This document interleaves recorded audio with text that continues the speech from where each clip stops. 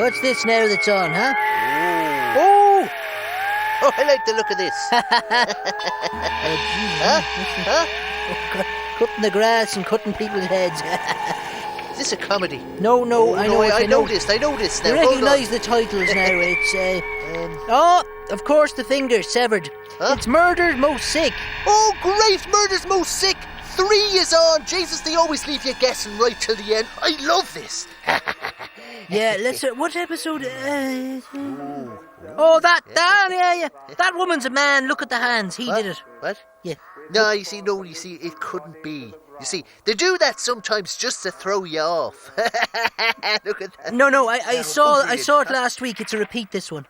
The woman's a man. He did it. Okay? Huh? Thanks.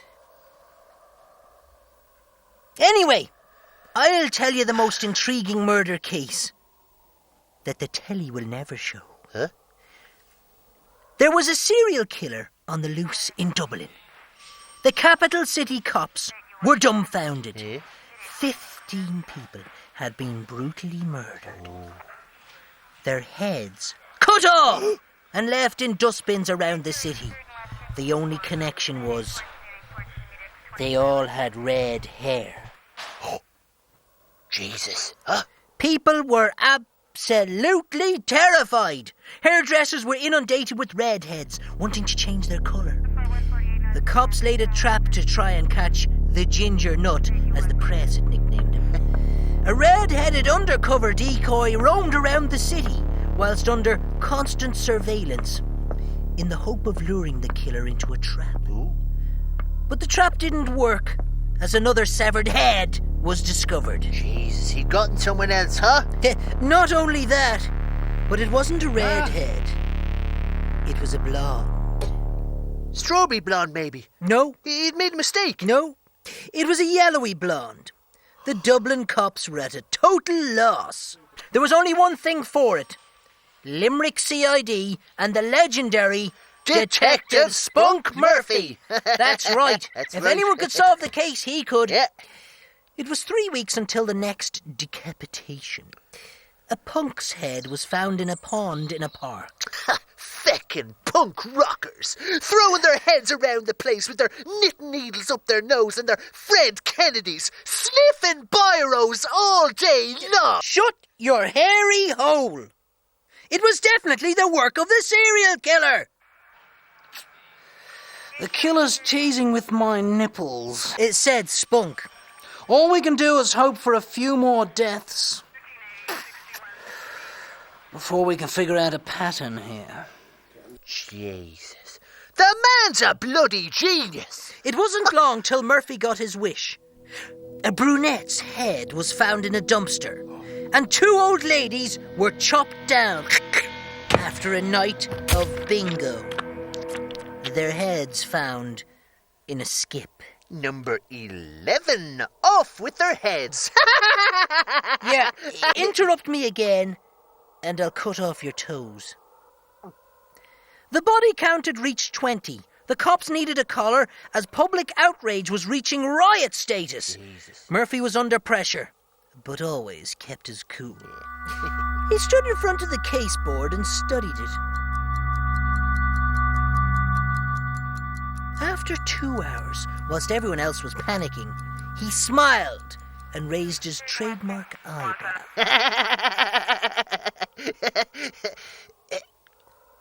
He gathered his team around the map of Dublin. I know where our man is going to hit next, he said as he stabbed a marker pin dramatically into the board.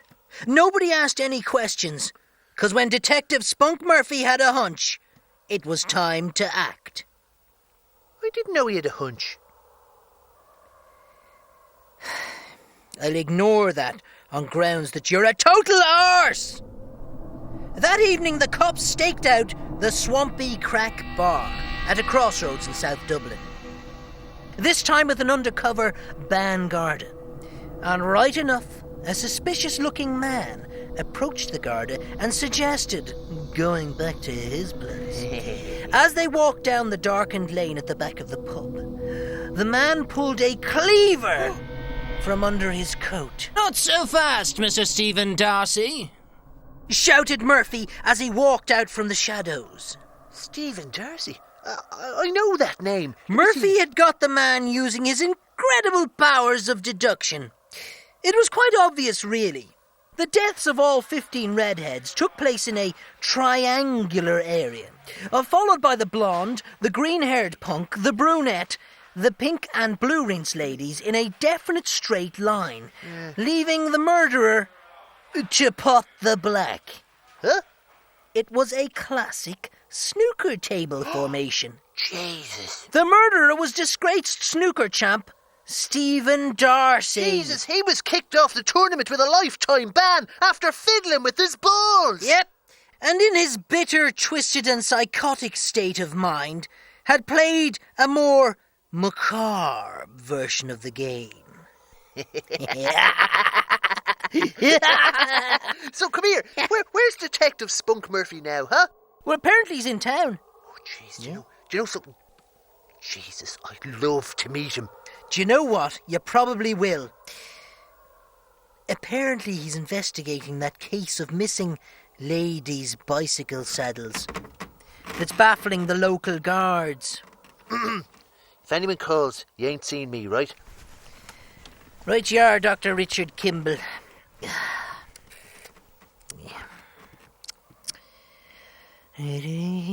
Yep. Oh, hello!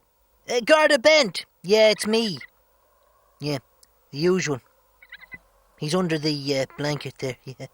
Yeah, would you give him at least 3 weeks this time? Yeah, no, I've a couple of lady friends coming over here. You know what I mean? Like, yeah, if you could pick him up this evening, that'd be best. Yeah.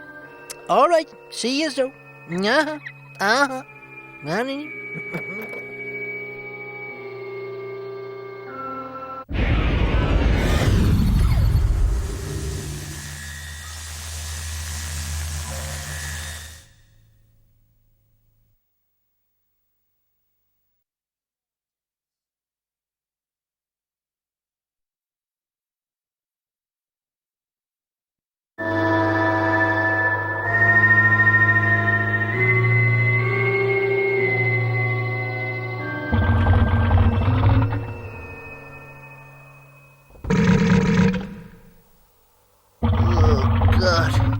There's me stomach again. Oh. I'm starving. We haven't eaten for 6 weeks. Yeah. When are you going to free up some money so we can buy some food? I've told you before, I'm not wasting good money on food. Are you not hungry? Nah, had a pub lunch today. Yeah, what? Yeah, well, I thought about bringing you, but all you do is whinge on about how hungry you are. How could I digest my steak au poivre with you harping on? But now... but me arse. You should be grateful. Hunger keeps a man sharp. Otherwise you might end up like Officer Fats Durkin and Officer Blimp O'Keefe. Not much ever happened in Hand Shandy's town, and that suited the overweight and underworked cops very well. They spent most of their day investigating food and relaxing with the locals. That was until the day Mrs. Roach rang in a panic. Oh, God help us! Is that Fats? Yeah, Johnny's fallen on the floor and I can't wake him up, she cried. Yep. We'll be straight over after dinner, Mary. Fats replied, and so an hour later Fats and Blimp arrived. Jesus is dead. Blimp spat out through a mouthful of crisps. We better call an ambulance, said Fats, whilst letting one rip. They comforted Mary over a cup of tea and buns, and biscuits, and an apple tart, and a slice of brack. Feckin' lardy, boys. Once the body had been removed, Officers Fats and Blimp left a weeping Mrs. Roach. Poor old thing, thought Blimp. Great brack, thought Fats. Back at base, their boss, Sergeant Ben Gay, wanted to know more. Right. I've had a call from the morgue. Johnny Roach's head was smashed in. More than a slip on the kitchen floor would cause. I want a full report. He barked. Ooh. Oh, but it's Saturday. Beverly Hills Cop 2's on the telly tonight. Well, in the morning, get your two Beverly Hills asses down there and find out what really happened. Sergeant Gay shouted. So what did Barrel and Lardy do, huh? Well, after a late start and a big breakfast, they went to make their house call. They found Mrs. Roach sitting on her front doorstep with her apron and oven gloves on, bawling her eyes out. Ah, Jesus, huh? Yeah. The menopause. Shut your hole, you feckless rogue. Oh, lads, I'm an awful silly old woman. I'm after cooking Johnny's favourite Sunday dinner. I forgot he was gone. She cried. The boys comforted her as their nostrils flared to the inviting aroma of a hot Sunday joint, roasty potatoes and fresh mint sauce. We've come to ask you a few questions, Mary, about yesterday, if you don't mind. Fats told her. Oh, come on in, I'll answer whatever you want after I throw all that dinner out. I'm not one for eating these days, since... She started to sob. Once in the house, the boys saw a most enticing feast. There'd be an awful ways to throw that out, Mary. Why don't we have our little chat while we have a little nibble? He drooled. Be a love there and get us a bit more gravy. Jesus.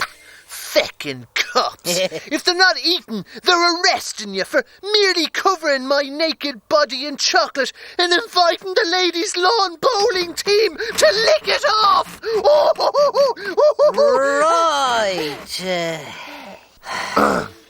The two gorged themselves on the Super Sunday spread, stripping the joint to the bone and licking their plates clean.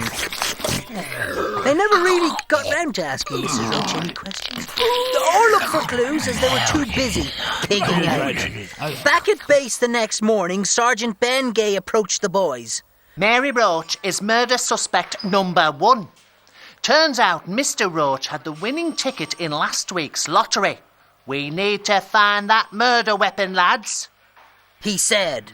Forensics say that hole in the head was caused by a blunt object, something akin to a frozen leg of lamb, as they found traces of sheep meat and water round the wound. Officers Fats Durkin and Blimp O'Keefe said nothing and just looked at each other, and in unison burped a day-old meaty burp. Two feckin' Egypts after eating the evidence. Meanwhile, Mrs. Roach headed off in a brand new flash car with £1 million in the boot.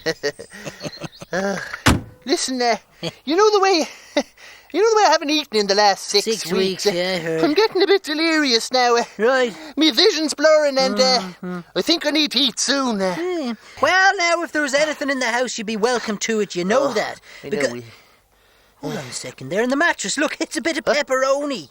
Pepperoni? Oh, yeah, I had a 16-inch yesterday while you were begging for food. I can hardly eat more than a slice. I gave the rest to the cat, but sure, you have that now, good man. Hold on now. Hold on a sec. What? Oh, very delicious. Look at that! What's that? The scab from me crotch. Huh? You know that growth I had in me crotch? It's fallen off. Must have landed on the... That may not have been pepper... Ah, that's great. It's cleared up. Very chewy. Right. Well, if you want to check around the back there for more, you're welcome to. Well, Any luck? I must have cleared up, so... there's the toes there. Toes up there, you're welcome to them. Oh, that tickles now.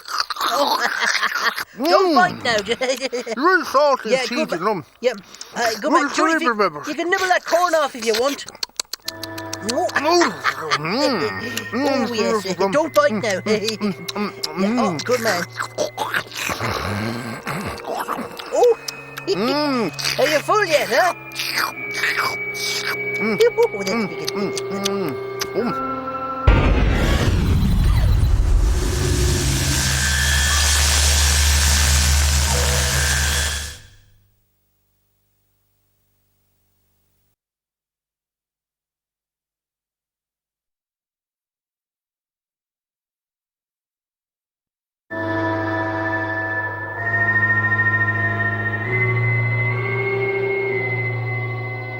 Okay.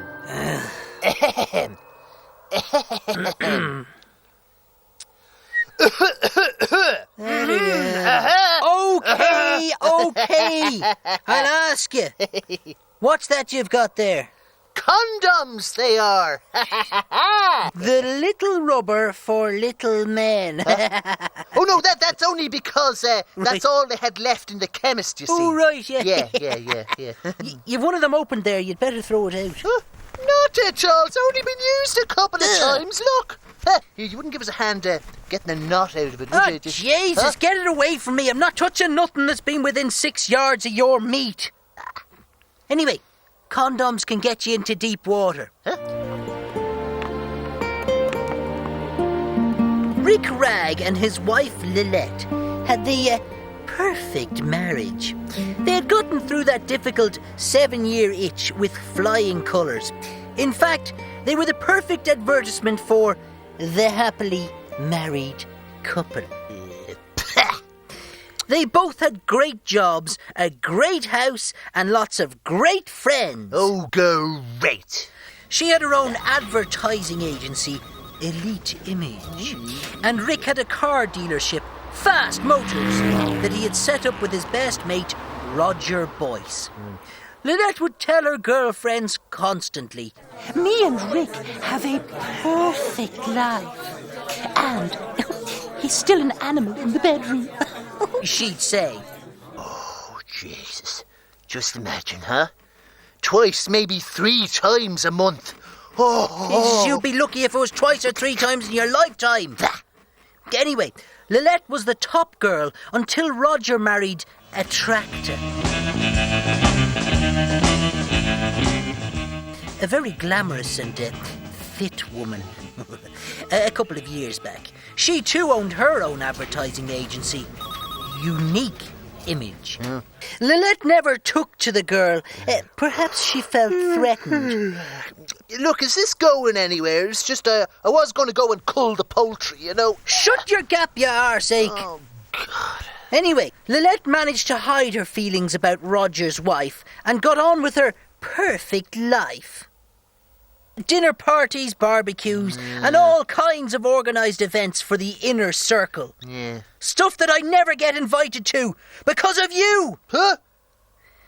Anyway, it was just another perfect evening in their perfect lives. I bought something we might have a little bit of fun with. Lilette said as she produced a 3-pack of glow-in-the-dark condoms. That night, Rick pretended to be a dirty Darth Vader. And she was a Princess Leia. Leia. Come here, do you know what? Me, I'd be a horn trooper. Yeah, shut up, Luke Skywanker. Anyway, they had a bit of a laugh, and she was a great one for keeping the old bedroom antics spicy. Anyway, the next day was Rick's birthday, and Lilette was very busy organising everything for a surprise party that night. Oh, now where did I put that lipstick? She wondered. She pulled open the bedside locker drawer to see if it was in there. She smiled as she saw the packet of condoms, but was confused to find only one left. There should have been 2. But, so where was the missing Johnny? That's what she wondered.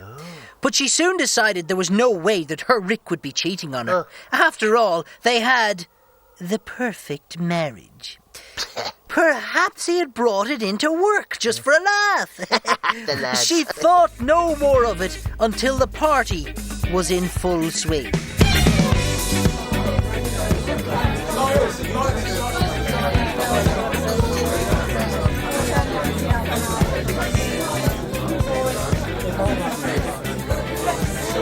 A few bottles of Chardonnay later, and she started to notice the way Rick was staring at a tractor. She almost thought he had a guilty look on his face. But that's ridiculous, as they had the perfect marriage. That's right. She realised she was overreacting and would simply ask him later, and there would be a perfectly logical explanation for the missing glow-in-the-dark condom. It was time for the cave. Lilette opened the door into the now darkened room and saw something that horrified her. What? What? Someone's lips were luminous, with glow-in-the-dark residue. His best mate's wife a tractor. Jesus, the dirty two-timing devil. That's exactly what Lilette thought. Until she turned on the lights, only to reveal the owner of the luminous lips. It was Roger, Rick's partner. Obviously in pleasure as well as business. Jesus Christ, man, the lifeboats are bandits at 12 o'clock. Anyway, what are you planning on doing with those condoms of yours? Oh, I'll be using them on me new girlfriend. Since when did you have a new girlfriend? Since the old folks bingo. It's the widow Clancy. Right, she must be 82, Rodge. It's all. Oh. She's 81. Right. And, how should I put... She's, sexually active, then. No, she just lies there like her older sister. All right.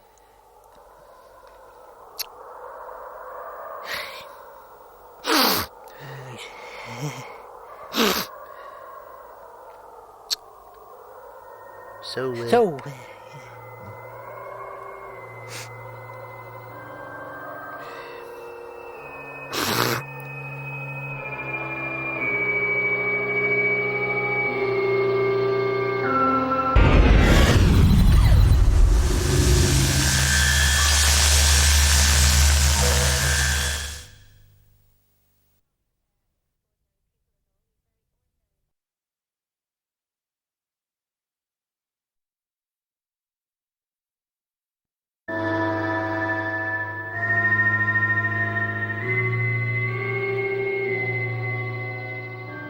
thieving whores!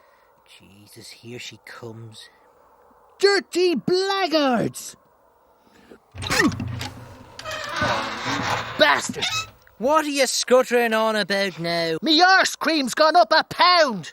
And it doesn't work. No matter how much of it I eat, me hole is still in tatters. Feckin' highway robbery! Highway robbery, you say? Let me tell you the tale of horses and corsets. The story of Dick Rubbin. Ha! That's wrong, Podger. Everyone knows it's Dick Turpin. Who the feck voted you president of this house, you scurrilous pimp of Satan? I was just saying that... Yeah, well, nobody cares what you say. Do you think people tune into this show to hear you spout utter shite? No, they feckin' don't. They want to hear me tell them me factual tales of caution. So shut your hole and listen! Back in 1731, a highwayman roamed the countryside. Would it have been Dick Rubbin? Yes. Stand and deliver your panties or your life. Huh? Yes, he had a penchant for ladies' undergarments. Don't we all? Yes, but in those days, any sexual deviation was utterly frowned upon. I mean, you could be hung for looking at a virgin's shin. 50 years in jail if your Mickey was housed on the right, not on the left. So men wearing women's clothing was crime enough to be hung, drawn, and quartered. Jesus, harsh days. Yeah. So the man known as Dick Rubbin had to don a mask and steal ladies' undergarments to fulfill his frilly fetish. He soon became the scourge of the highway, avoiding the law and stealing undergarments undercover. Everyone wondered, who was this masked panty raider? Was it Prince Fondleberry? Was it Lord Eldon of Shrewsbury? Or was it Lord Michael of Barrymore?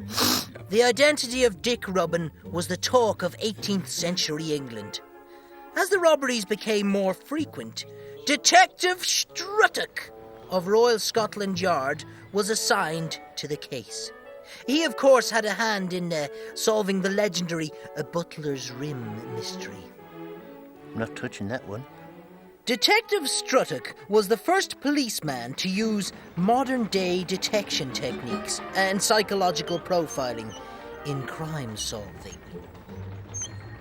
He hired a corset maker, a lady of the night, and booked a coach and horses to take them from London right through Rubbin territory.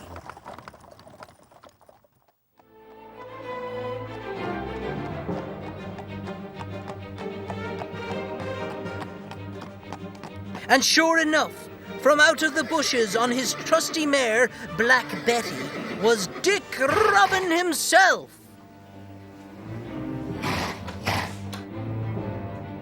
Stand and deliver your panties or your life. So did the copper nail him there and then, huh? No. Oh, no. He let the robber take his booty, with the harlot being stripped of her smalls, including an exquisite herringbone corset.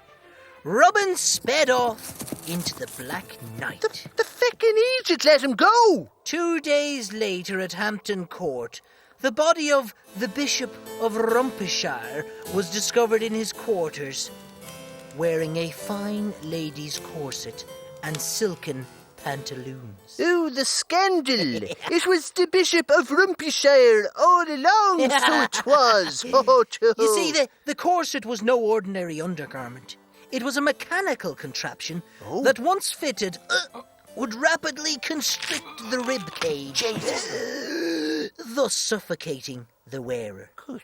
Huh? Detective Struttock knew how to catch his man, alive or dead. He didn't really care. And that's the story of Dick Rubbin, the cross-dressing highwayman. They love that story. Me hole. Underwear's at me again. Dare I ask what make of flannels you're wearing down there? Cheese strings. You mean G-string? Huh? No, you get them in the supermarket. Cheese strings. Everyone's wearing them. They're sexy. Cheese strings, right. I think you've made a grave mistake there, Rodge. Huh? No wonder you're rotten down there. Cheese and sphincters do not mix. Ew. Anyway, what's for tea? Meatballs in a cheddar sauce. I'm not asking what's going on in your trousers. I want to know what's for tea. Laugh at me jokes. What is for tea? Whatever you're making yourself. Jesus Christ. I warned you about this.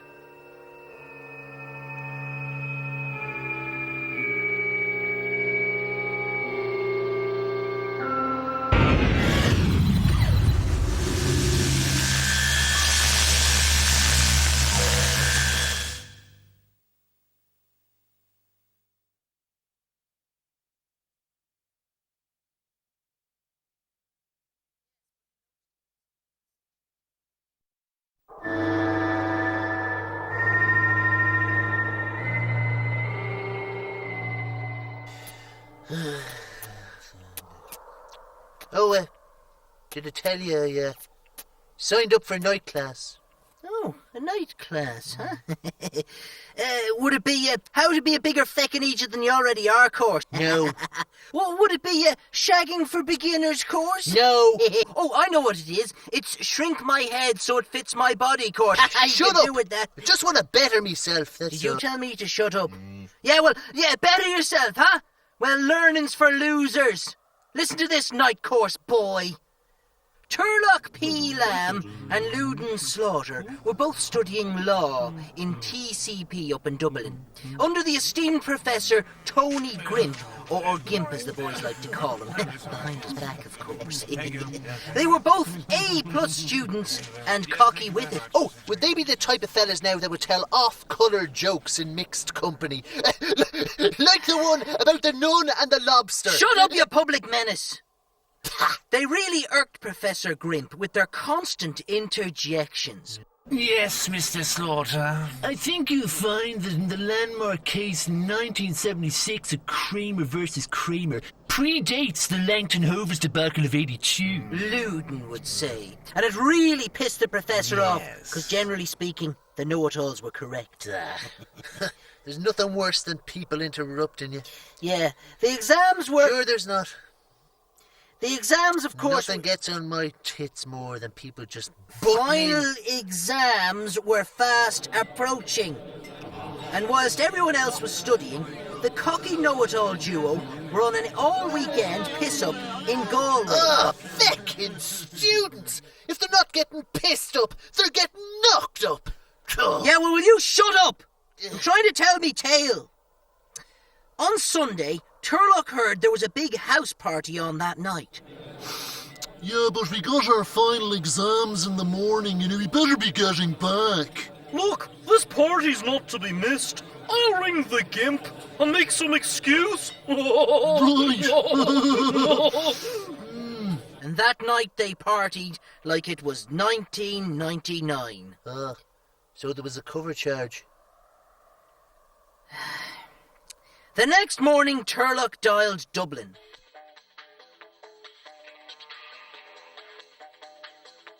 The professor picked up the phone. Hello?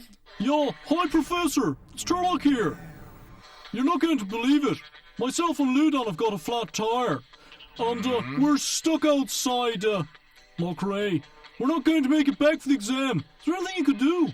The professor was annoyed. This is highly irregular. Everyone else will be here for the exam. He said. But the know-it-all Turlock replied, Okay, dude. But I think you'll find that stated in the college charter is, in extraneous circumstances, for instance a flat tire, students are permitted to sit the exam within 48 hours. The little bastard was right as usual. You do have a standby exam, don't you, Tony? Professor. The professor told them to report to him at 9 the next morning. The cheeky buggers. Huh? They knew their rights, though. Professor Tony Grimp met the two boys the next morning. He placed them in two separate rooms to take the exam. The boys thought the first page of multiple-choice questions, worth a minor 10% of the overall grade, were a piece of piss. Each of the boys grew progressively confident as they took the test. They were going to pass their finals top marks, and they had a wicked extra night partying to boot, courtesy of the Gimp. That was until they turned to page 2, to find only one question on the page, worth 90% of the exam. It read, which tire? Bollocks. Feck! Yes. Which tire? Oh, very good. The excuse is the flat tire, and the boys now in separate rooms. Right. Which tire was it, huh, lads? Caught by their own lie. That's right, Tony Curtis. 8 years of college down the drain. Anyway, what night course have you signed up for? It's an MA course. An MA? Jesus, me brother doing an MA, huh? God, I could be proud of you for once. Huh? No, it's an MA course. Yeah? Masturbators Anonymous. Oh. Right, well, at least you're getting some help at last. Yeah. Oh, I have a tip for you. If you pardon the pun, a tip.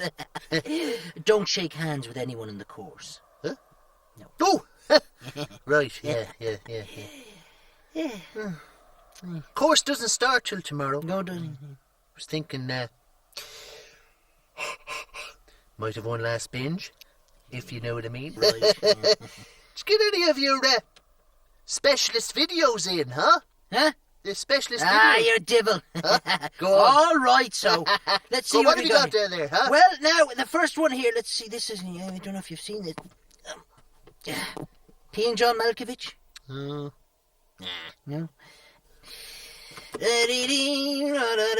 Oh, there's one here from the Colon Brothers. Oh, bugger, where arse thou? I've seen it. Oh, hold on then. Let's see. Oh, new one came in. This came in the post this morning. What's that? It's called Crouching Homo, Hidden Hamster. Oh, sounds intriguing. It's a great film now, to be foreign it would be. Oh. And it has the subtitles, but you'll hardly be looking at those, will you? Not with my squinty eyes. Yeah, good man now. Stick it in there.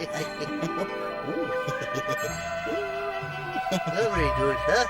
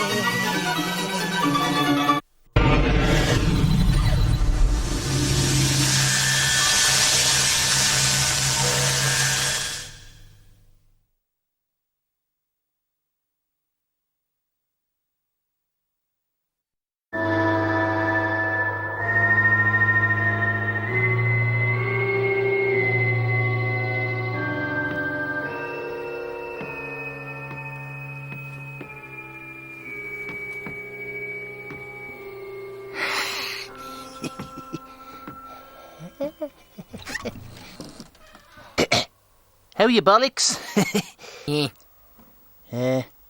Come here. Promise me you won't be mad, huh? The only promise I'll ever make you is I'll bury you when you're dead. Well, it's just that I've done something I shouldn't have. Oh, Jesus, you're not pregnant, are you? Pregnant? No. You can't get pregnant from licking toilet seats, can you, huh? Not as far as I know, no. What's in the box? Not another feckin' monkey, I hope. Well, what the feck is that? I'm sorry, Podge. It's just that I stuffed him in a box and ran out of the pet shop. Well, let's just hope the cops didn't see you. But nobody saw me. Huh? They didn't have to see you. Huh? Now listen to this tale, and you mightn't be so light-fingered next time. There's a town called Turds Fall, near Slack. It was a usual run-of-the-mill Midlands town. Yeah, no porno shop, so. No, the townsfolk's passions focused on something different altogether. Oh, yeah, autoerotic asphyxiation. Shut up, you scrope-munching goblin. You're putting me off. The event of the year was the Turds Falls Dog Show. People took great pride in their canine pals. That was until, one by one, the pets went missing. First Mrs. Cummings' dog, Bone Me, then Reverend Longpipe's beloved poodle, Pious, followed very quickly by Mr. Pink's dog, Dildo. The distraught owners roamed the streets looking for their beloved best friends, but none were to be found. So they called in a specialist. Was it Kojak the Baldy Man? Oh, God, he'd find Ant in that fella. Book him, Dano, he'd say. Yeah. And I'd say, shut your hole, you freak! Anyway, the specialist fella was from the Dog Tagging Bureau. Oh, the what? The vet, Dr. Brownfinger, suggested to the remaining worried owners that their dogs should be electronically tagged via satellite so that they could be traced if they went missing. Did that solve the problem, so? Not really, as day by day more dogs continued to go missing. The townsfolk were devastated by the continuing disappearances, but at least now they'd be able to trace them. The tag man returned with his equipment and started the search. He roamed the streets and eventually started picking up quite a strong signal right there on Main Street. He soon traced the 5 missing dogs. So did he call the owners or what? Oh, he did. And the cops. The cops? Yep, as they had found all 5 missing dog tags signalling from the stomach of local loony picture frame Patsy. Jesus, he'd eaten the dogs. An angry mob had gathered. Mr. Pink said, "Oh, let's kill the dog-eating looper!" And they kicked him to death. Jeez, did the cops not stop the angry mob? No. Sergeant McBride got the boot in with the rest of them, as his beloved Doberman, the General, had vanished too. As the angry mob had taken out their just revenge, the electronic tag fella was getting all hot under the collar, as his buzzer yoke was going bananas. I don't understand it. There's hundreds of tags registering right here. As he pointed his gizmo at the various members of the crowd, he got more specific readings. There were dog tags coming from inside almost everyone. What the feck was going on? It was then Mr. Pink pointed to the shop under which the badly beaten corpse of Picture Frame Patsy lay. The Mighty Burger Takeaway had recently come under new management, with its super value meal that the whole town had raved about. Oh, Jesus. The river of vomit ran down the main street as the townsfolk came to the realization of what they had all enjoyed eating. And poor old Picture Frame Patsy had been slaughtered for the crime of eating people's leftovers from the nearby bins. Oh, that's feckin' tragic. Tragic with a capital trage. Oh, yeah. Look at the little eyes. What? Huh? You little much. It's evil. Can't bring him back now, you know. Oh. All right, so we'll have him. Do you mean it? Oh, yeah. Great. Come here. Can we dress him up a bit? What were you thinking? Roast potatoes round the side, carrots and parsnips on top. You've sold it to me. I'll put the gravy on. You start skinning. Right, you are.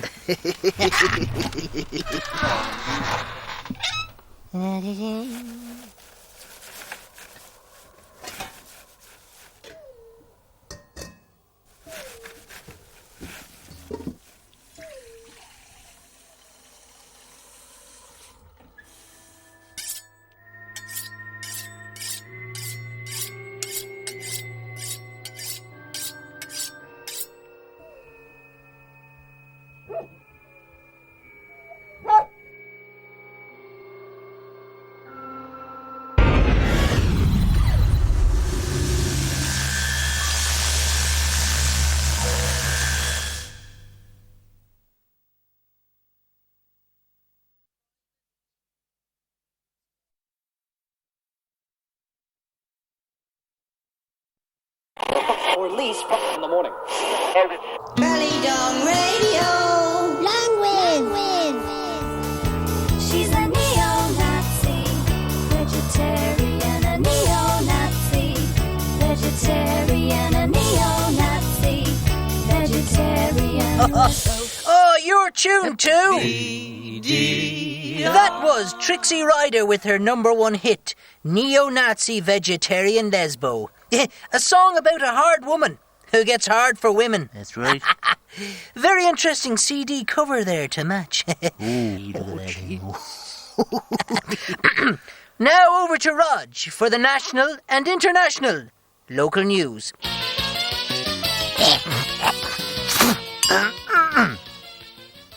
Local butcher Johnny Shank has been jailed for 6 months under the Food Hygiene Act for putting his meat into his meat. Jesus Christ. The proposed Ballydung Tall Ships Festival has been cancelled due to the fact that we're 70 miles away from the coast. It was thought that the tall ships might have been visible from the town, but it turns out they just weren't tall enough.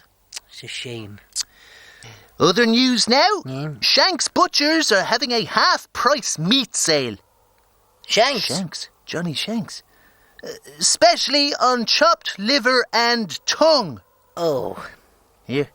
Free coleslaw with every purchase. Jesus. Not on your life. Right, thanks, Rodge. Now... It's time for Monkey Talk with Spunky the Monkey! What the hell are you doing? Giving a filthy, dirty communist primate the airwaves? Well, I thought he could have his own show, so what harm's it going to do? What harm's it going to do, you feckin' gobsheen? It could be the beginning of the end! What are you scuttering on about? Listen to this track from Fester and Alan and turn his mic off.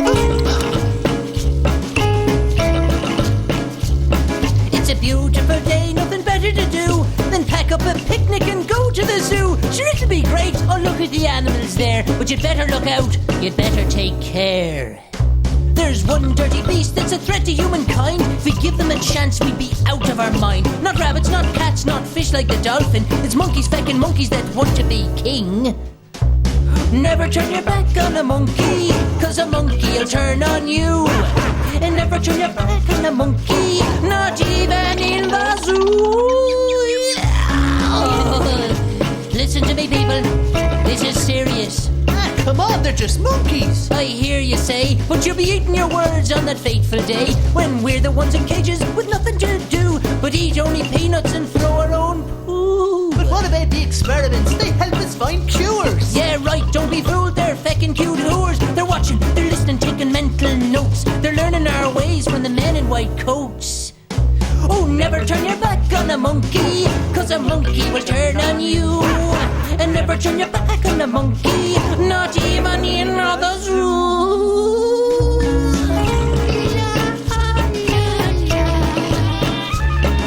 And look at the monkey swinging from the tree. Only one DNA strand from you and me. That's too feckin' close as far as I'm concerned. To rule the world, that's what they earn. They've hands on the ends of their legs, you see. That's two more than you and two more than me. They're far too clever for their own good. Do you want feckin' monkeys in your neighborhood? No.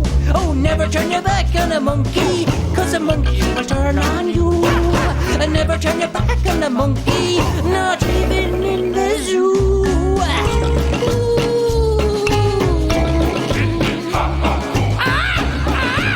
What's that noise? Who are those people up on the hill? Jeez, their arms are awfully long there for their bodies. And an extraordinary amount of excess body hair, huh? Wait a second, they're not hairy, long-armed people at all. They're dirty, filthy monkeys! Oh, gee, something's after hitting me. Ow, me too! They're throwing their own feces at us! Get the flamethrower! I can't see anything at all!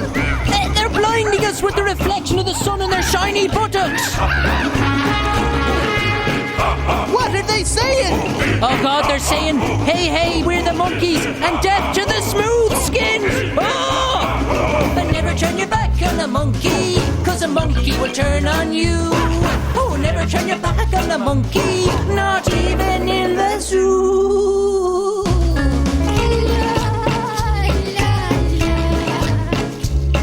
They'll try and pick locks and escape from the zoos. Mankind will regret it if they do. The gorilla militia will rise from the mist. They'll rule the world with their hairy armed fists.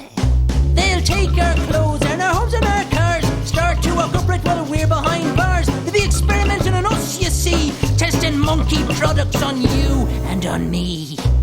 Don't let them fool you with their fancy names like orangutan and gibbons. They're all a bloody same. They're monkeys, dirty monkeys, you see. For the love of God, don't set them free. And never turn your back on a monkey, 'cause a monkey will turn on you. Oh, never turn your back on a monkey, not even in the zoo. Oh, never turn your back on a monkey, 'cause a monkey will turn on you. Oh, and never turn your back on a monkey, not even in the zoo.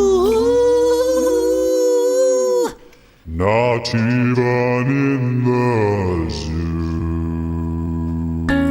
Jesus, Alan, I didn't know you had that kind of note in you. Oh, it wasn't me. What do you mean you didn't sing it? No, nothing. Well, who sang? Oh, Jesus, who's recording this song? It's the monkeys! Look, I didn't mean any of the song. It's all made up. It's only a joke. Run for the hills! Run for the hills! The monkeys are taking over the hills!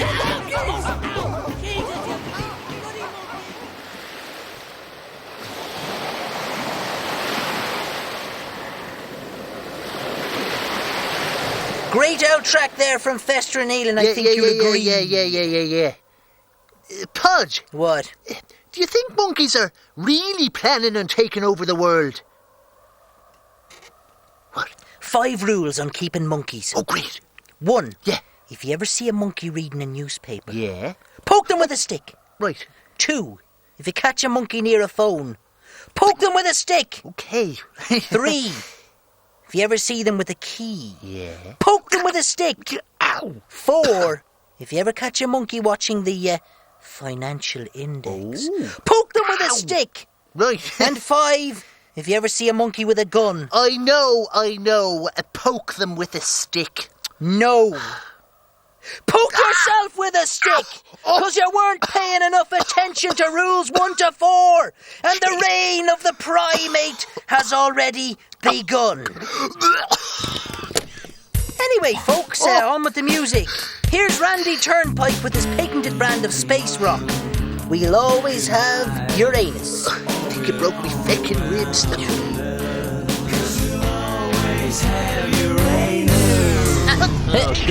What's going on? After eating through the flex, huh? What? Who's that there? What? Yeah.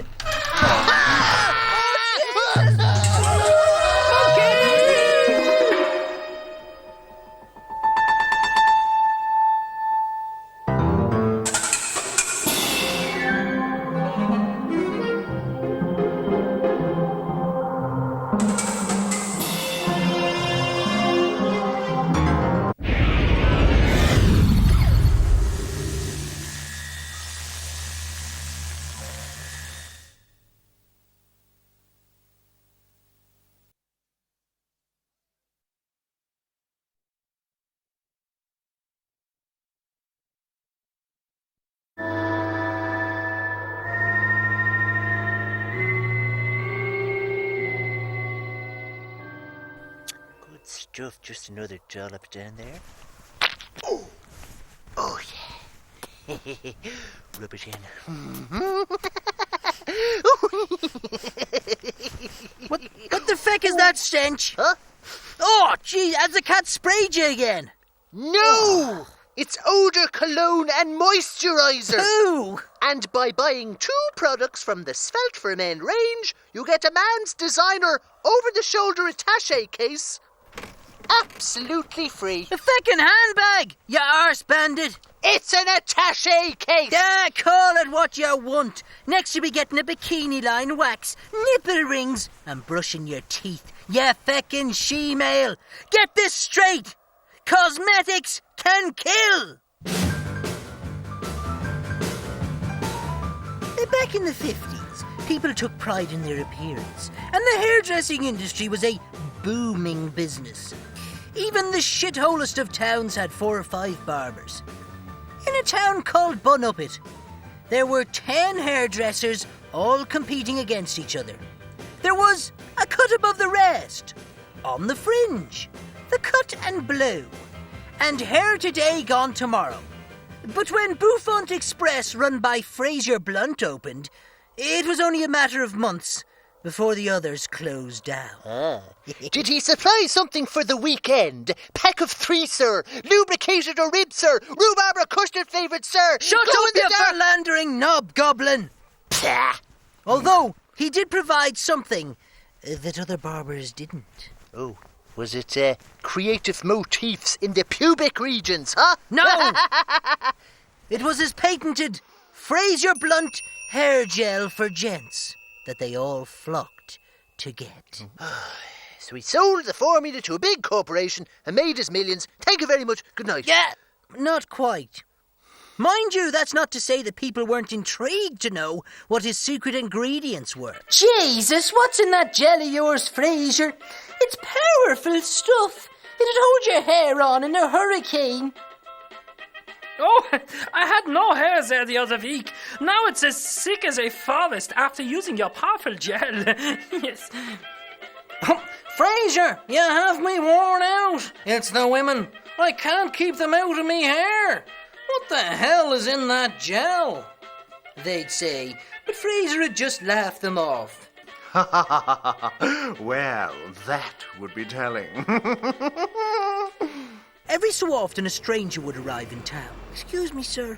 Excuse me. I'm just passing through your lovely town. Could you spare a couple of pence? A down-and-out might say. I'll do better than that. I'll give you a couple of pence and a free haircut. A Fraser would reply. God bless you, sir. And into the shop they'd go. He's up to something, isn't he? He'd sit the stranger down and give him an extra bit of attention with the cold steel of his cutthroat razor. Jesus. Fraser had to slaughter every so often to top up on the ingredients for his hair gel. Down in the basement, he'd hook the fresh corpse up to his mortician's vacuum pump and drain every last drop of bodily fluid, fat and juice into his gel-making vat. Jesus. No wonder he couldn't sell it to the big corporations. Yep, his secret ingredient was human goo. Goo. Jesus. Huh? Did they ever catch him? Nah, not at all. Sure, the odd transient or travelling salesman going missing was hardly unusual. And besides, even the local cops were fans of the gel. But even a hairdresser has to get his hair cut. He'd always travel into the big city to suss out the competition and have a trim. He spotted a new place in Athlone, Sean's Puffy Combs.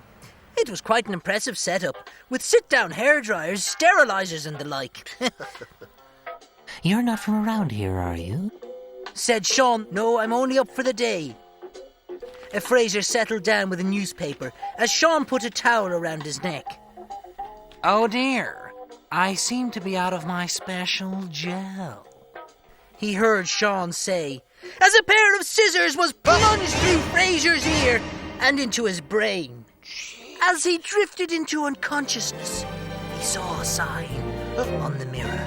Sean's Lovely Locks Lotion. Poor old Fraser hadn't bargained on a cut and dye. Jesus.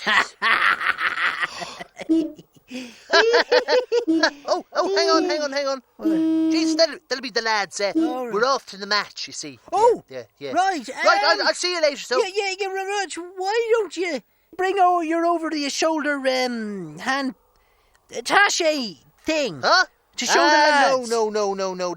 You know the lads. I'll just leave it behind. Jeez, you know what? I'm only after looking at it now. What? That is one hell of an attaché case. It is, isn't it? Look. Huh?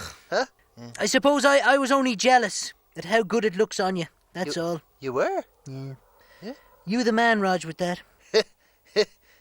You the man, Rodge. I'm the man. You the man. Well, you know what? I'll take it so. Do, show the lads. Good man. And why not go the whole hog and splash on some more of that cologne on you there? Like, the lads would be very impressed. Right then. Right, I will so. You'll be the talk of the match. Right, see you, bollocks. Feckin' idiot. Hey, how's the boys, huh? Oh, Jesus, lads, no, it's not a handbag. Oh, Jesus, mind. Here. No, very don't. interesting. Lads, it's an attaché case. Oh, Jesus. Will you mind? Lads, come on. Podge, the lads think it's an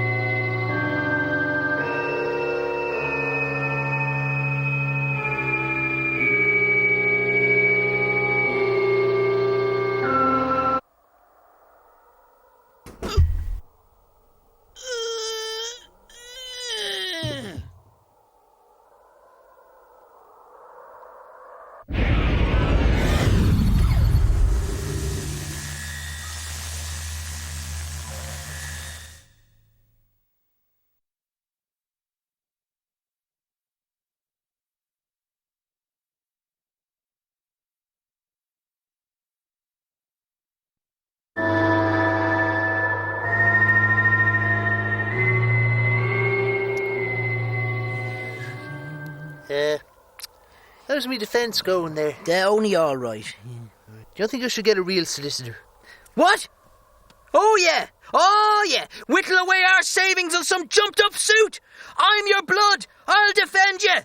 And when they're about to flick the switch and send 25,000 volts up your hole, you can be content with the knowledge that it was your brother that put you there, not some arse-bandit lawyer you don't know from Adam. So you think I'll get the death penalty just for stealing a lady's bike? More than likely, yeah.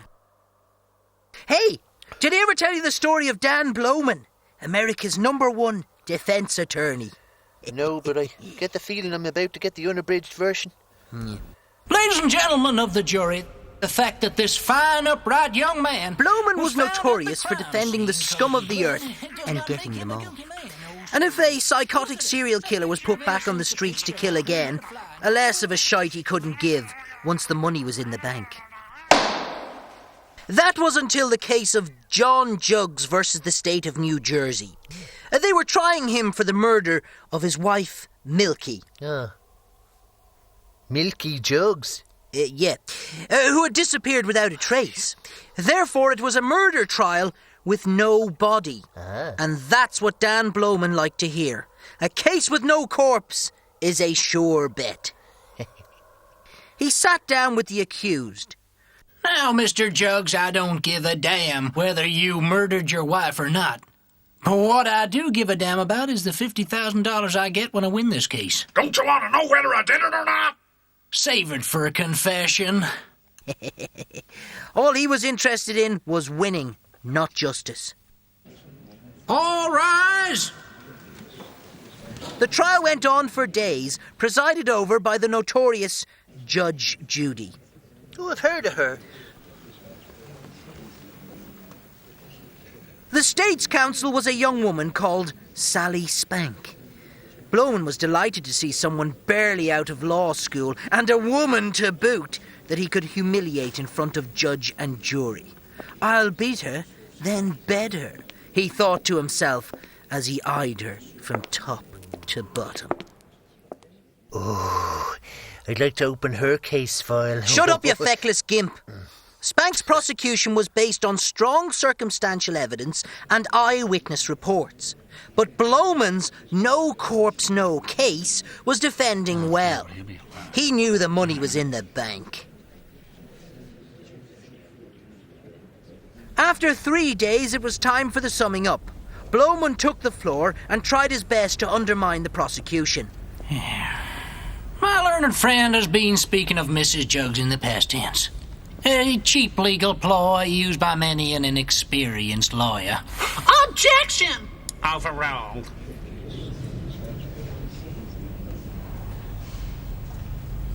I mean, Mrs. Jugs could burst through them courtroom doors any moment now. He was a true master. I mean, how could any juror convict a suspect when they were half expecting the supposedly dead woman to burst through the courtroom doors, showing that they couldn't be sure beyond a reasonable doubt that Jugs had killed his wife? He's good. As Blowman sat down, he could smell victory. But Spank was undaunted.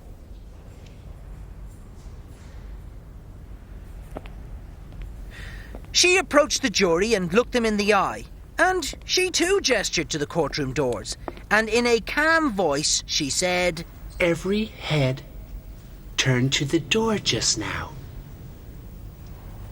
Every head except one. That of the accused.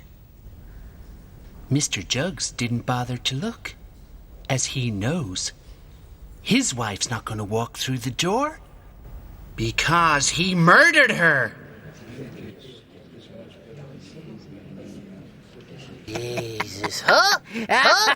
Huh? Death penalty? Yep. Thank you. Good night. Right, here's a speech now. See this here? Memorise that now. Good man. Right. Right. Okay. Your Honour. Yeah. Very nice. Thank you. Start. Yeah. I can prove that I was nowhere near Mrs. Dunican's shed at the time of the stolen bicycle incident. Very nice. Deniability, you see. That's what it's called. No, for I was across town playing cards with Wonky Eye Walker, who had cheated for the last time. Yes, I, Rodge, slaughtered him and concealed the murder weapon under my pillow. Yeah. But sure, I didn't kill him, you did.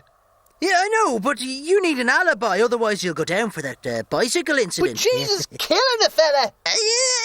Murder's run-of-the-mill stuff these days. Huh? Yeah, you'll probably only get a slap on the wrist, yeah. Oh, right. Thanks. Yeah, no problem, but you owe me, right? By the way, how much do you think I'd get off a lodger for your side of the bed? Huh? Do you know, going rate £1.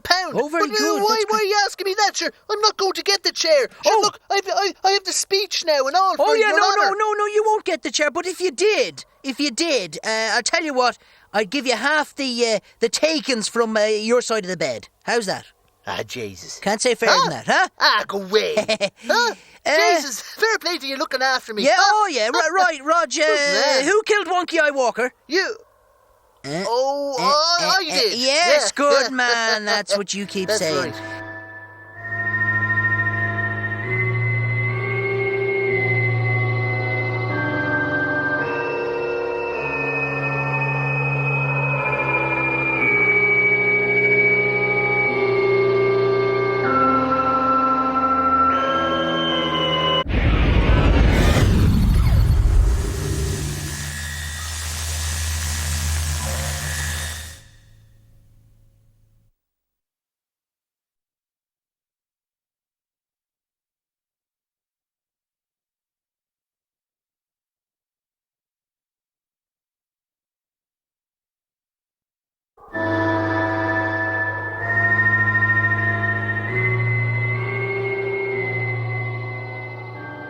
She made him a poultice out of cow dung and frogs.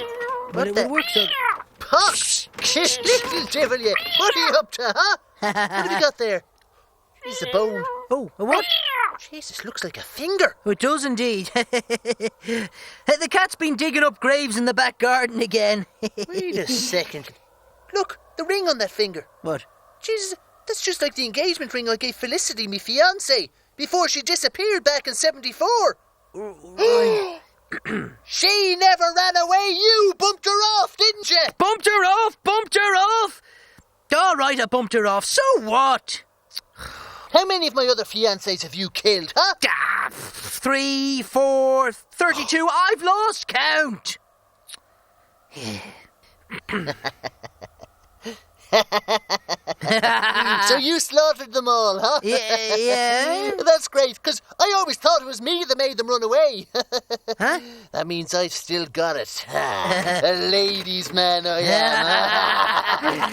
Yeah. Although you'd want to be careful looking for love. Huh? Oh, yes. As Rita Quimbley found her true love in the graveyard.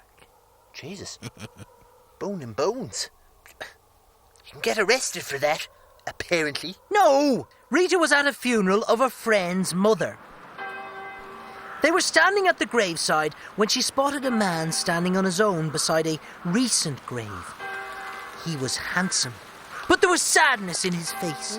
She felt compelled to approach him and offer her condolences. I'm so sorry you've lost someone, Rita offered. Yes, my wife. He said as a tear formed in the corner of his eye. She looked at his stunningly handsome face. He was so young to have lost a wife. Would you like to go for a coffee? She asked. She couldn't help herself. It wasn't really a pickup line. Okay. It was more a gesture of compassion. You're right. No, she felt she could help this man through his pain. They talked and talked over a coffee in the friendly bun. Oh, do you know to do a great panini there? Shut your hole, Tony Curtis! His name was Henry Sweet, and his beloved wife had passed away only 4 months ago. Rita felt good providing a shoulder for Henry, but she felt a bit guilty when she found herself staring at that incredibly handsome face. As he was paying the waitress, Rita noticed a photo in his wallet. Is that your wife? Oh, she really was beautiful. Looks like a model. She commented. And that's when the floodgates opened. You see, that's the problem with the free coffee refills. Runs right through you. No, you feckless gimp, he was crying. He ran out of the shop, but she followed him.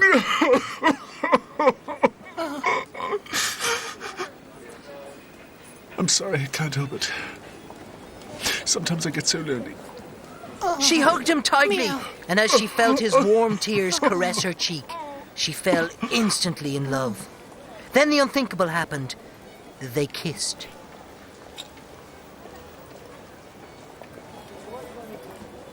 Their relationship blossomed over the next few weeks, and Henry began to smile and even laugh again. Rita felt a little uneasy when he invited her back to his place, especially when greeted by an 8x10 version of the wallet photo staring back at her. But you know what?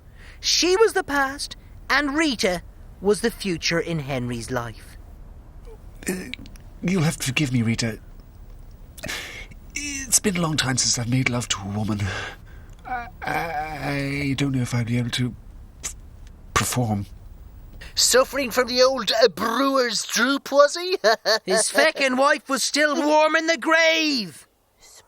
Anyway, Rita was on top of the world as he performed spectacularly. Oh, come here. They do the hammock, where she straddles her ankles around his neck, then he hoists his right leg up on the rope, and they swing like dirty monkeys in the jungle, huh? I've changed my mind. I am going to saw your legs off. Anyway, the next morning, Henry headed off early to work. Rita pottered around the flat for a bit. As she grabbed the keys from beside the wife's photo, she knocked it to the floor, and the frame broke. Rita thought she'd better replace the frame in case it would upset Henry after they had come so far. So off she went to the local shop. That's when Rita got the shock of her life. Henry's wife's face was in every picture frame in the shop. What the feck was going on? Rita soon realised that it wasn't Henry's wife at all, but simply the standard insert card photo of an anonymous model's head for display purposes only. The feckin' display photo? Yep, Rita was raging. She had been duped. She confronted Henry at his flat that evening. You were never married. You used that poor soul's grave to pick up your next conquest. That's where you're wrong, Rita. I know exactly who's in that grave. You! Huh?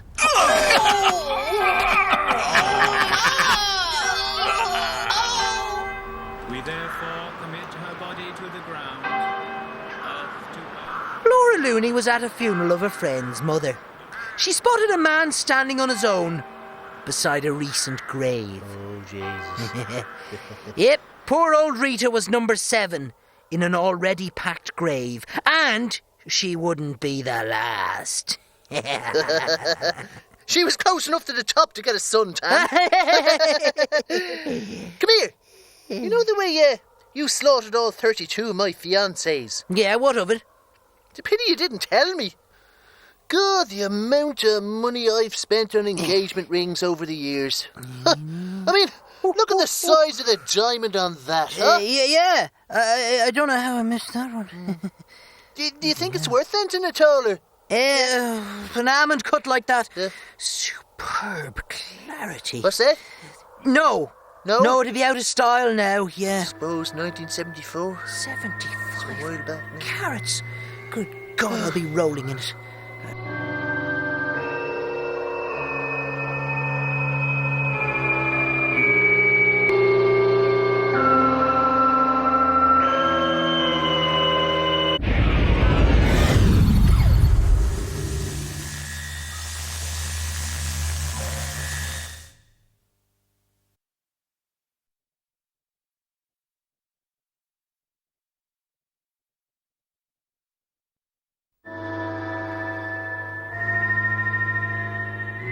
It's nearly time. Very well written.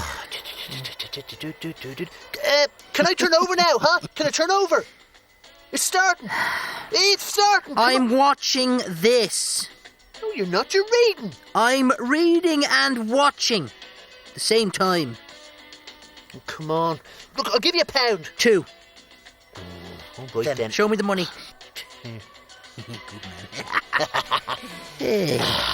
Oh, Kung Fu Digi Midgets!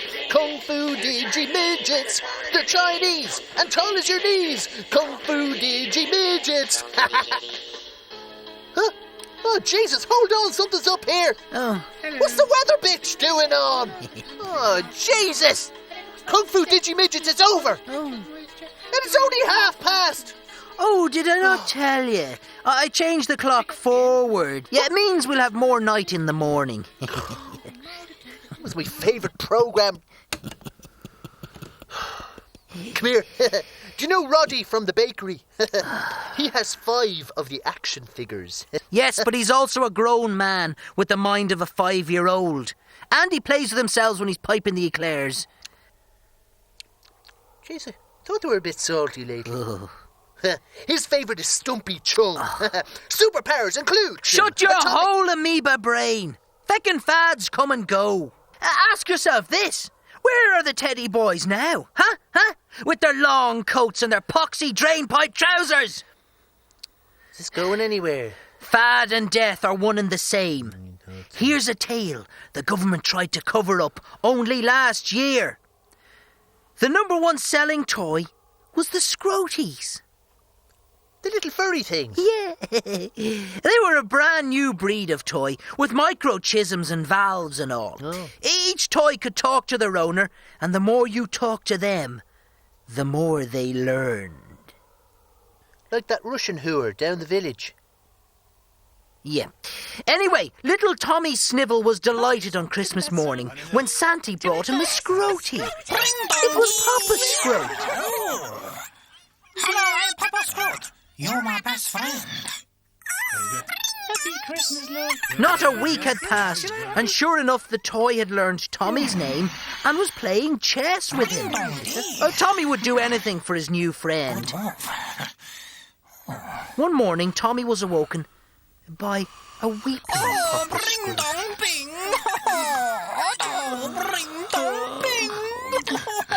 What's wrong, Papa Scrote? Little Tommy asked. Papa Scrote was staring longingly at the back of the box he came in.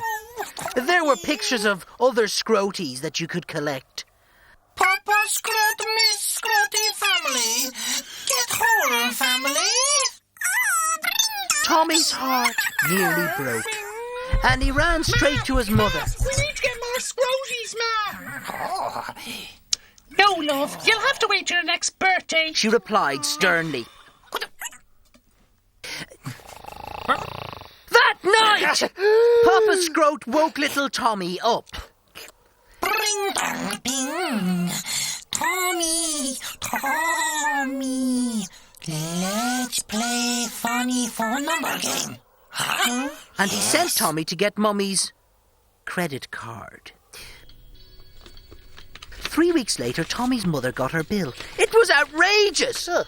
There was €1,600 paid to the Scroty Toy Corporation in China.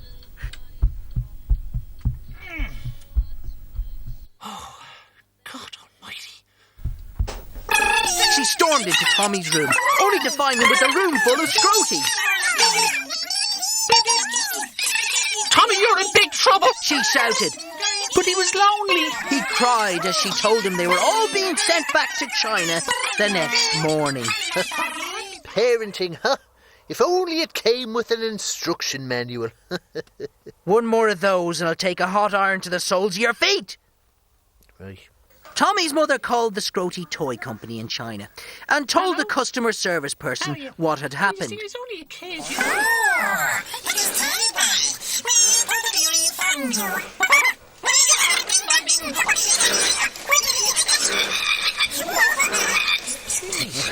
What the feck is going on? You see, the microchips were too bloody good, and the Scroties had become far more intelligent than the toy manufacturers had ever intended. They had taken over the factory, and with the help of the children that loved them so much, Scroties were going to take over the world! Jesus. What about Tommy's family? Oh, his mother and father never woke up the next morning, as during the night, Papa Scrote came up with a new game for Tommy to play. Huh? Let's play the nice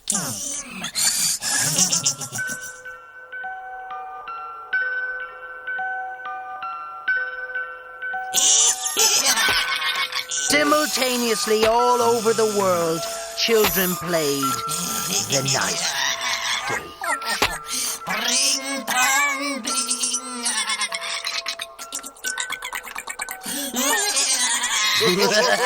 Oh, very good,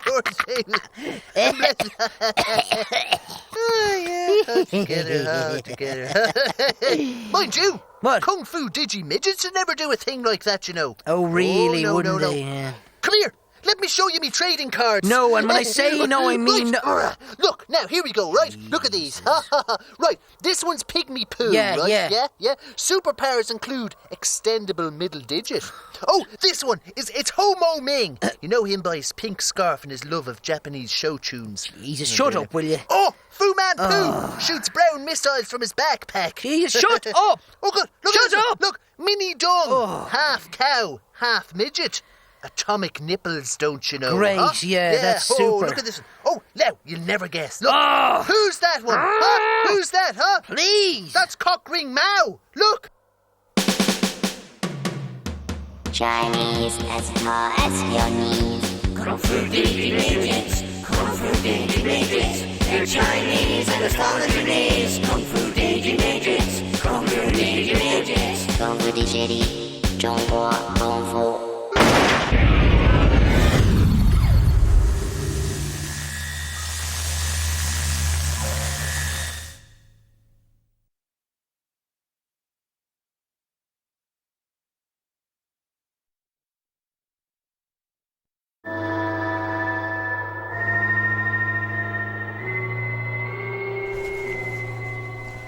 No, mine is definitely bigger than yours. No, it's not. Yours has that funny top on it. That's Look. because I've been using the creams. Do you know what? Verrucas are the bane of the gentleman's sauna. Yeah. Especially when you have one on your Mickey. Look at that. Well, if you will insist on sticking it into the filters, what do you expect? I can't help me sexual urges, can I? Well, you'd better lasso your libido, or it'll be more than a verruca on your knob you'll have to worry about. Huh? Let me tell you the story of Roger and Fiona Poke Me. They were a couple made for each other. Oh, they had that thing that was so essential for a good marriage. Trust? No, an equal and powerful sex drive. You see, Roger was one of those men who was practically on the horn 24 hours a day. Yep. It wasn't his fault that he had the sex drive of a bull elephant. The girlfriends came and went. You mean came and came, huh? Yeah. Actually, you know what? You're right. Oh. But Roger's 24-hour-a-day sex drive was too much for most ladies. That was until he met Fiona, who worked in the local laundrette. It was a job that suited her perfectly.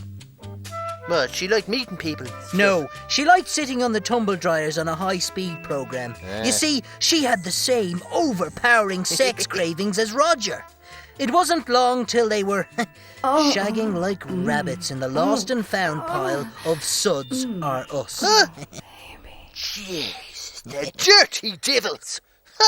There's no way I'd bring my wife fronts down to a laundrette if that kind of thing was going on. Jesus! Not even Rent-A-Kill'll touch your wife fronts. Sure, haven't they be condemned by the county council? Not this year's pair. Anyway, they got married and were as happy as any couple. In fact, you could say it was a fulfilling relationship. She did the fulling and he did the filling. Yeah, it's not that funny. They played all kinds of sex games to quench their wicked fantasies. Prison warden and the naughty inmate. The vicar and the tar. Oh, did they do that one? The traffic warden and the ice cream man. Well, she's just about to give me a ticket, but as I beg for mercy, she covers me in whipped ice cream. Double park this, she'd say, as she shoves a flake up Shut up, you'll wake the poultry. Anyway, the sex-mad Roger and Fiona played all the games, rubbed all the creams, and used all the toys, and still couldn't get enough of each other. And the weekends were a virtual bed fest. One weekend, they were both upset that Rodge had to go on a company management course. Oh, damn it, Pink Nips. A weekend away from you was gonna be hell. He moaned. Don't worry, Rocket Boy. We can save it for a Monday night special. She said. Naturally, they were both so turned on at the thought, they shagged on the spot. Oh, Jesus. And so, reluctantly, he went off for the company weekend. God, it was torture, as he imagined what he was missing back home. During a talk on European management funding, his mind strayed to thoughts of humping and pumping. He could feel his leg area tighten. He tried to distract himself of sexy thoughts, but even words like implementation of the euro started to sound dirty. Just then he nearly popped when his phone vibrated in his pocket. It was a text message from Fiona. It simply read, there's a surprise waiting for you at home. It was all too much. He left the conference early and set off on the long journey home. Well, it was late Sunday night by the time he got to his house. I'll surprise her, he thought to himself as he spotted the bedroom windows open. Roger climbed into the pitch-dark bedroom. He was like a beast in heat. He literally ripped his clothes off and pounced into bed. After the romp, Roger got up and headed down to the kitchen for a glass of water. It was only then he noticed the lights and TV were still on in the living room. To his utter astonishment, his wife Fiona was sitting on the sofa. Huh? What are you doing down here? He asked in confusion. Well, what are you doing back so early? She asked. I wanted to surprise you, he said, bewildered. You got my message. The surprise is your mother's come to stay for the week, but she's got really bad laryngitis, so I put her in our bed. The poor dear. Oh, my God. He didn't. A mother. It's funny, isn't it, how one incident can totally inhibit a man's sex drive, enough to make him celibate and become a Tibetan monk. Oh, that's shocking. Anyway, I'm thinking it's time I go down to the doctor and get something done about me Veruca problem downstairs. Oh, very good, yeah, good man. Sadie says if I get it sorted, we might do it at long last. Right, yeah. She says, of course, she's been saving herself for me. Sadie! Yeah. Been there, done that, kept the panties. You mean you did it with Sadie? Where do you think I go every Wednesday night? But Oh, really? Oh, Jesus, me Anyway, whole life's through. Come here. You don't need a doctor. You don't. What? No, you don't. Oh, no, I'm grand. Not when you've got me. No. Your brother will look after you. It's better. No, it's a miracle. No, hold on now. The hot poker's ready. Hot poker? Right, lift it up there. Good man. Here we go. I'll have that Veruca off you in a second now. Is it anywhere in the... I can't really see now with the smoke. Is it in the vicinity of your Mickey or what? You'll be grand. Good man. Leave it there for another minute or so burning. The smell of human flesh burning. Just leave it there for a couple more minutes. Don't be a baby. We'll have you cured. We'll have that Veruca sorted. Oh,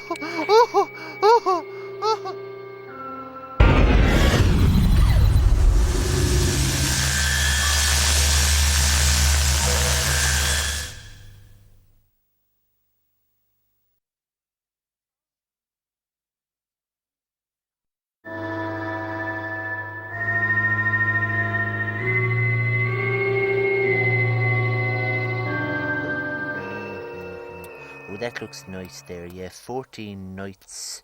Lovely, yeah. What about a safari to Africa, then? Oh, that'd be great, all right. Yeah. Staying with you in a fart-ridden tent, with a chamber pot overflowing with hot liquid poo, because the foreign excuse for food doesn't sit well with you. Yeah. Then spending 5 hours on a dirt track with swollen gonads, 'cause some mosquitoes crawled up your khaki shorts and swallowed a sack full. All that so you can take photos of a crusty elephant taking a dump. Take it you're not keen. I'd rather stick a needle in me eye. Well, holidays broaden the mind, you know. No! Holidays make you lose your mind. Huh? Sitting and Todd Langer were the happiest couple in the world. They had just completed a dream-come-true honeymoon in Africa, and they were on their way home to the States via Dublin. They booked into a swanky hotel in the city centre. Oh, hi there. I'm Todd Langer, and this is my wife. Sit on me. We'd like a room for the night. He said. Certainly, sir, madam. Please sign here. And I'll need to hold your passports. Said the concierge as he handed them the key to room 1313. Sit on me, Langer? Yeah, shut up. They were delighted to have a proper bed after the long flight and the modest accommodation when on safari. Todd was feeling particularly tired and fell asleep as soon as he hit the pillow.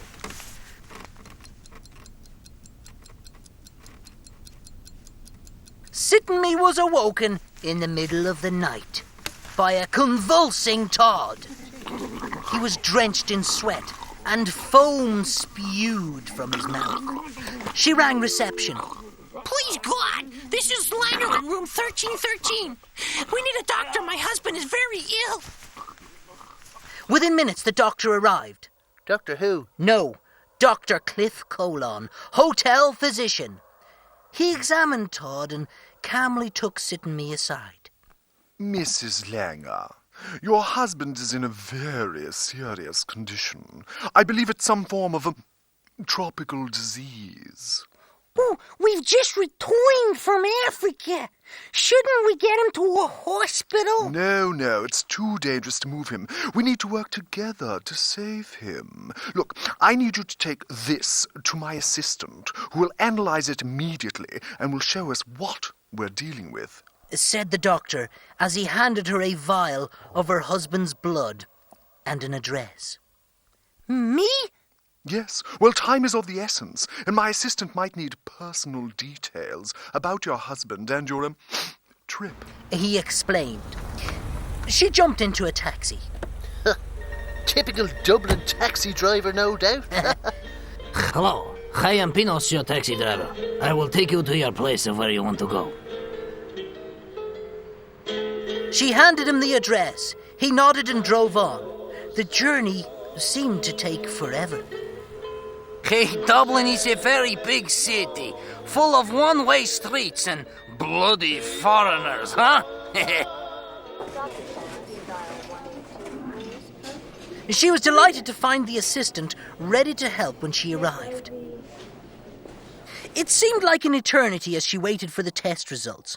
But when the assistant came out with a package, which he said contained the antidote, Sitting was overjoyed.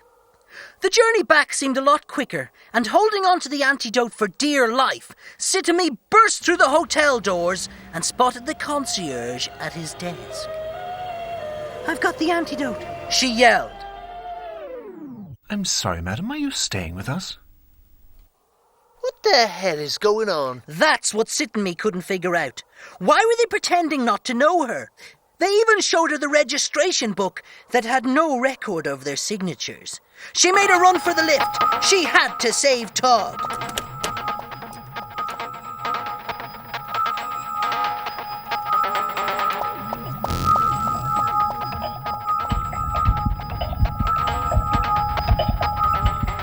She ran for room 1313 with the concierge and manager chasing after her. She burst through the door, switched on the light, only to be confronted not by Todd, but by a bewildered couple in bed. "I think you've got the wrong room," the man said. Sitting walked out of the room confused, only to see Dr. Colon. She ran up to him. "I've got the antidote for Todd," she cried. Very good. Let's have a look at what's in the bag. He said. Sitamy opened it and was utterly confused to find a souvenir of Ireland leprechaun inside. It was then she felt a prick in her thigh. Dirty doctor. He had injected her with a high dose of sedative. Oh. As she faded into unconsciousness, she heard voices saying, "Poor lady, we've no idea who she is or where she came from." The next voices she heard were in a white room. It was a nurse talking to a professor type. "Poor lady, we've no idea who she is or where she came from," the nurse said. Sitamy screamed, but nothing came out. "She's in a total vegetative state, the result of some massive trauma," she said as she closed the cell door. Okay, what the feck was going on, huh? It's quite simple, really. Todd Langer had contracted the Ebola virus, the most deadly disease known to man. The kind of disease that could get your hotel quarantined. Yeah. Not the kind of thing you'd want mid-season, if you know what I mean.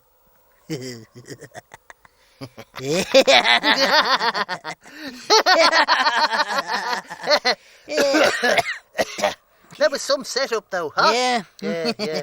How about a package holiday to Costa del Sol? Oh, yeah. That sounds great. Yeah. Yeah, 2 weeks staying in a cockroach-infested box on the 49th floor, on a mattress with more stains than Professor John Harbison's overalls. Red raw from sunburn, with the only relief diving into a matchbox-sized swimming pool laced with the piss of 1,000 children.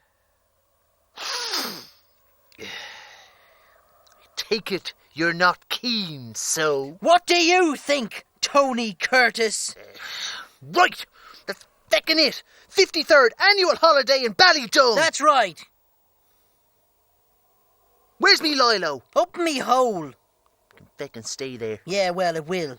All I wanted to do was a bit of topless sunbathing on the beach. Somewhere nice. I mean, I think a man should have a chance to topless sunbathe at least once in his life. Yeah. Pigeon chest of yours. Put people off there. At least I haven't got 3 nipples.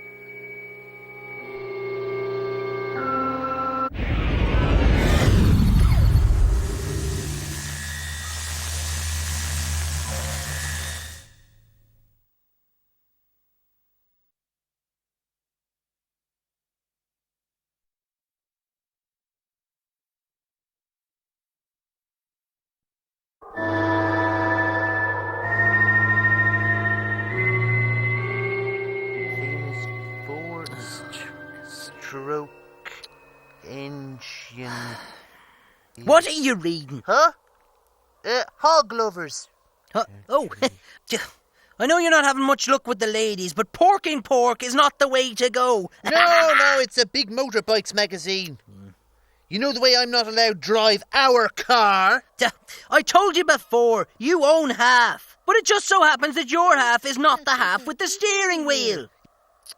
Well, I'm thinking of getting a bike. Hold that thought and divide it by nothing. Because I won't be coming to your funeral. What are you scuttering on about? Listen and learn, Easy Rider. Mickey Pedro Harley, or MPH as he was known, had a motorbike and he liked to go fast.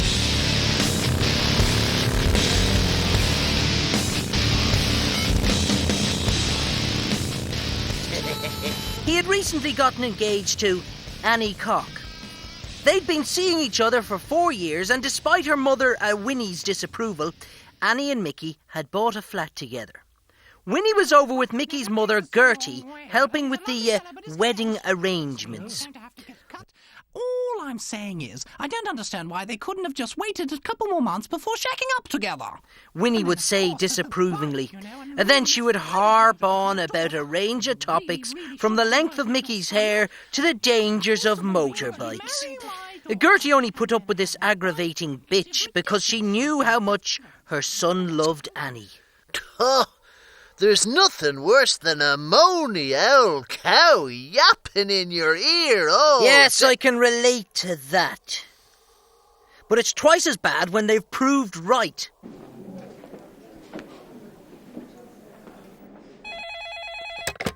Hello? There was a phone call from the hospital to say that Mickey my God. had been in a terrible motorcycle accident. Did he get his lad caught in the chain? Oh, gee. Shut your hole! It was serious. Winnie drove Gertie to the hospital, but couldn't resist giving her a piece of her mind en route. Well, I hate to say I told you so, Gertie.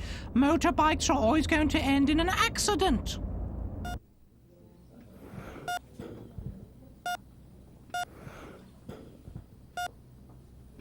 When they got to the hospital, it became apparent just how serious the injuries were. There was Mickey's trademark leather jacket. Bandages and blood everywhere. Barely alive! Hooked up to a life support machine. The doctor took the ladies aside. I'm afraid this patient won't last the night. Extensive head injuries. I'm very, very sorry, he said. Gertie burst into tears. Winnie couldn't help the smug look on her face. The wedding was surely off. Now her daughter would be free to find a, more sensible young man. Oh, the bitch, huh? Well, I'd better ring Annie and let her know that what's-his-name is after killing himself. As she said. He's not dead yet! Well, he will be soon. You heard what the doctor said. And off to the phone Winnie went.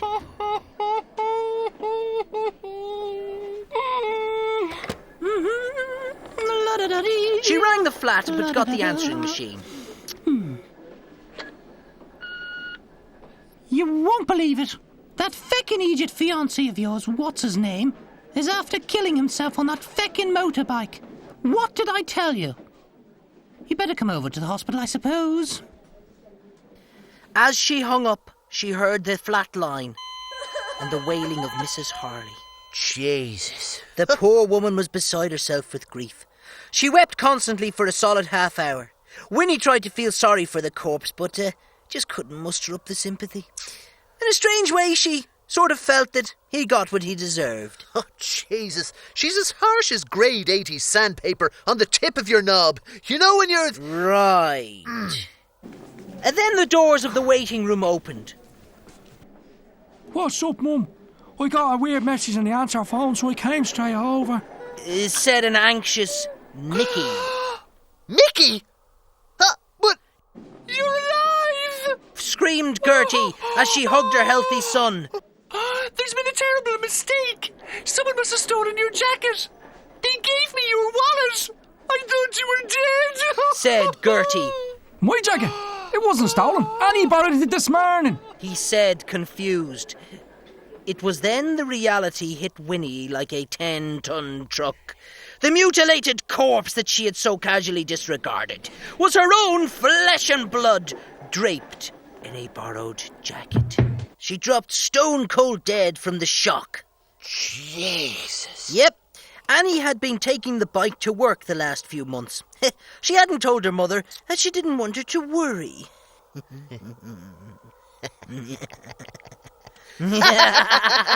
Two corpses for the price of one. Yeah. Now that's value for money in my book. All the same though, I'm still going to get a motorbike. Don't be wasting money. You lack the fundamental principle needed for bike riding. What? Balance.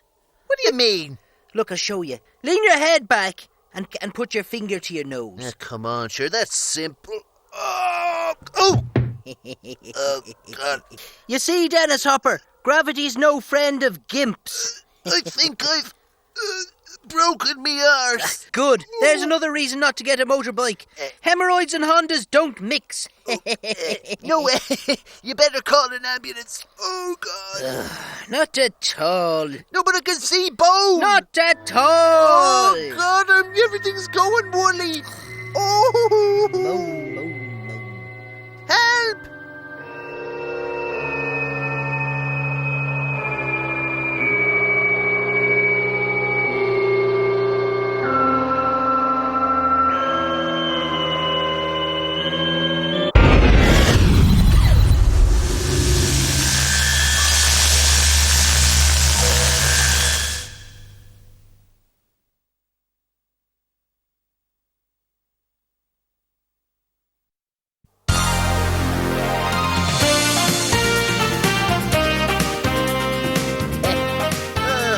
on, huh? These game shows are getting riskier and riskier, huh? What's this one called, anyway? It's the dating show Get Your Hole. Right, and what's the prize? Well, that is the prize. Oh. Come here, do you know something? I'd love to go on a game show, me. Would you know, Yeah, and end up dead. Huh? No, I was what? Listen to this tale of terror. One day, a flyer appeared on a notice board in a well-known Dublin college. It caught the eye of Mary Thong. It read, "Wanted 4 flatmates to participate in an adventurous TV game show on a desert island. Prize £10,000. Now, it just so happened that Mary had 3 flatmates, and this sounded like, well, just the thing to do over the summer break. A week later, Mary studying theology... Oh, come here. By any chance, would she be, bi-curio? Tom studying agriculture... Catherine studying law. Oh, come here, would she be bi-curio? You're the way to swing both ways. Greg doing hotel management were setting off on an adventure of a lifetime. They were met by the TV presenter, Glenn Kelly. Glenn Kelly from the telly? Yes. As they boarded a local boat bound for the mysterious island, Mary asked Glenn, "Oh, what are the rules?" All the rules become apparent when you get there. The island has all the facilities you need. Oh, good luck. And so they set off on their adventure.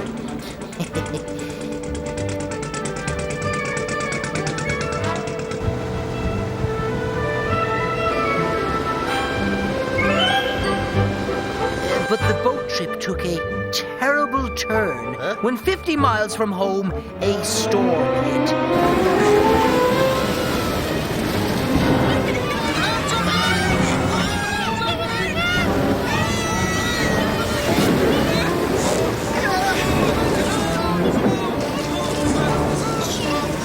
Save yourselves! Shouted the boatman, and the 4 friends jumped overboard.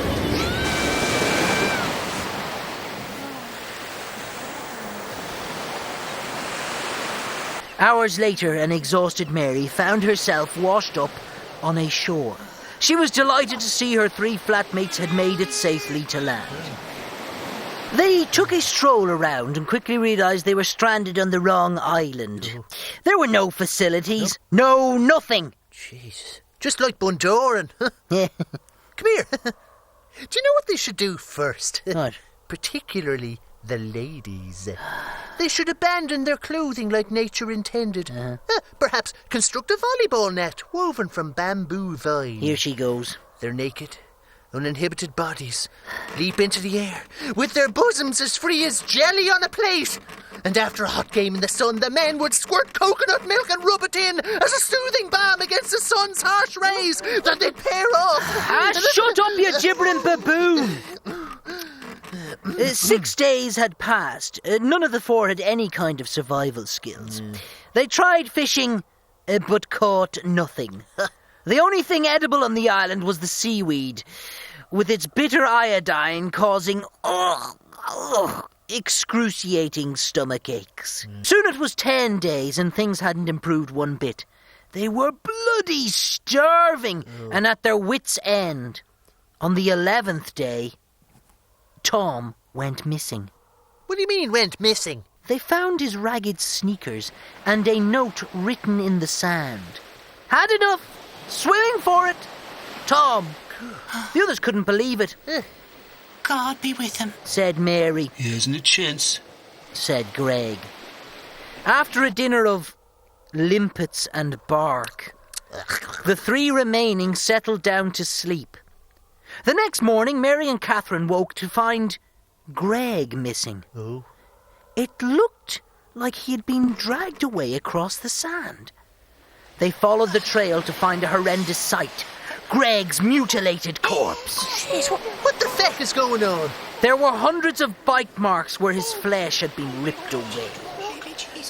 Perhaps there was something on the island with them after all. Or someone. Huh? Upon closer inspection, the bite marks looked human. Jeez. Then it hit Mary. What? Oh my God. I don't think Tom swam away after all. Catherine realised what Mary was saying. He's lost his mind, and we're next on the menu. What the hell did they do? First of all, they made some makeshift weapons and set up camp where they could see anyone approaching. They weren't going to let this flesh-eater get them. Maybe if we see him, we can talk him out of this unholy madness. Wondered Mary. No, said Catherine with renewed will. It's gone too far. It's him or us. Tom's not going to eat me.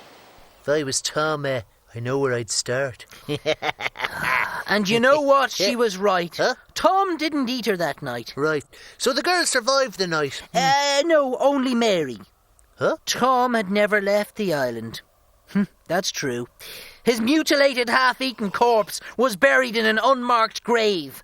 It was Mary who had chowed down on Tom, then Greg, and tricked poor old Catherine into being breakfast. Huh? As she was finishing off a juicy Catherine steak, she got a tap on the shoulder. What? It was the TV host Glenn Kelly with a cheque for £10,000. Hold on a minute, Glenn Kelly! Cheque! Yep. Mary was as surprised as you are as Glenn announced. Mary, you're the winner of Cannibal Island. What happens when people get hungry? Very hungry. 10 million viewers had been tuning in every day via ultra-secret cameras to watch Mary turn from Bible beater to meat eater. Jesus, huh? What's society coming to, though, when that's acceptable TV? Yeah, true enough. You're right. Oh, God, look! It's time for Who's Thong, is it anyway? Oh, God, I good. love this show. Yeah, it's a great show, great show. Yep, it's number one. Yeah, well, I tell you what, I'd say that's Ronan Keating's package, wouldn't you? Good call. Yeah. Good man. Now, that's Pauline McGlynn's. Well, without a doubt, you'd know right that. Every time. Oh, whose package is that, Podge? Jesus, well, it's awfully hairy. Yeah. Awfully hairy. Sure, it's your one from Birds of a Feather. All right. Every time. Very good, very good. Who's that? There's a familiar crotch. It's the weather bitch. I'd recognise her warm front anywhere. Look at that one. Oh, God. Oh, jeez, that's a bit patchy, isn't it? Ooh, Marty Wheeling?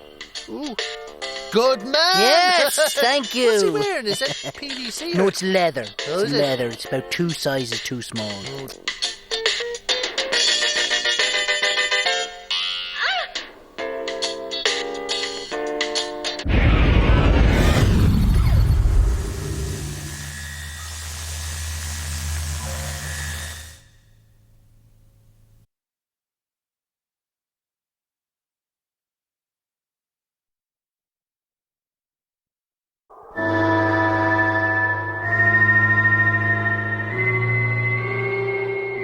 Just killed a man because I was high. Oh, I buried me dead. Come here! What? Did I tell you? God, I had a great win on the dogs today. Oh, flush I am. Rodge, good man. Good man. Will you lend us a fiver, will you? Lend us a fiver. Come on, can you? Come on, Go on, you devil. God, wedged up I am, wedged up. Rodge. Yeah. Rodge, can you give us a loan of a fiver? I just gave you a fiver. No, you didn't. Huh? No. I did. No. What? Oh, God. What? You have a dose of the deja vus. Oh, Jesus, what? The what? Well, it's where you think something's happened before it happens. So now you think you gave me a fiver, but you haven't yet. Think happened before. So any time now. There you are. Thank you. Oh, lovely. That's a good win. Hello? Huh? The fiver? I just gave you a fiver. Oh, God. Listen, you can give me that fiver after I tell you a gas story altogether. Bernie Hardman was the proprietor of Wiggles, the #1 lap dancing club in East London.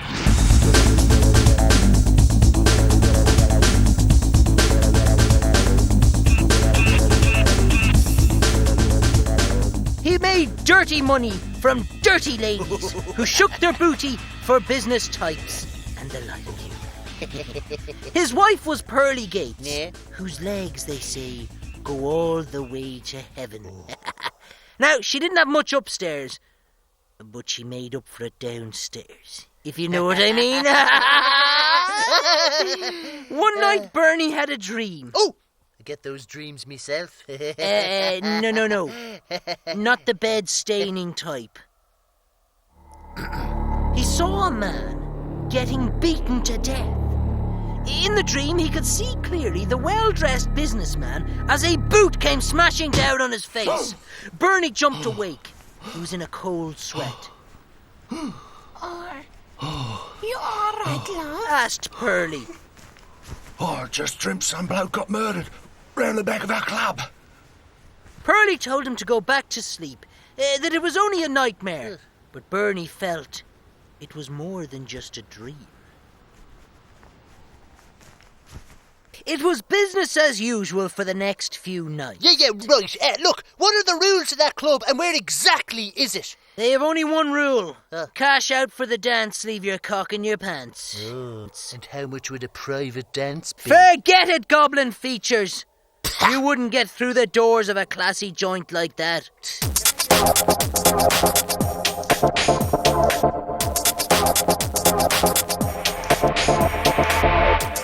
A week had passed and a non-member, a bit of a high roller, who liked to flash the cash, came in.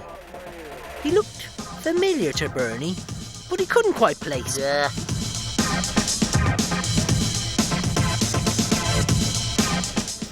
The fella from the dream, huh? Yes. And when it clicked, he told Pearly. Here, love, see the bloke there? This is the bloke from my dream. The one you murdered? I didn't murder him. It was only a dream or something. He looks rich. Go on, go over and say hello. Go on.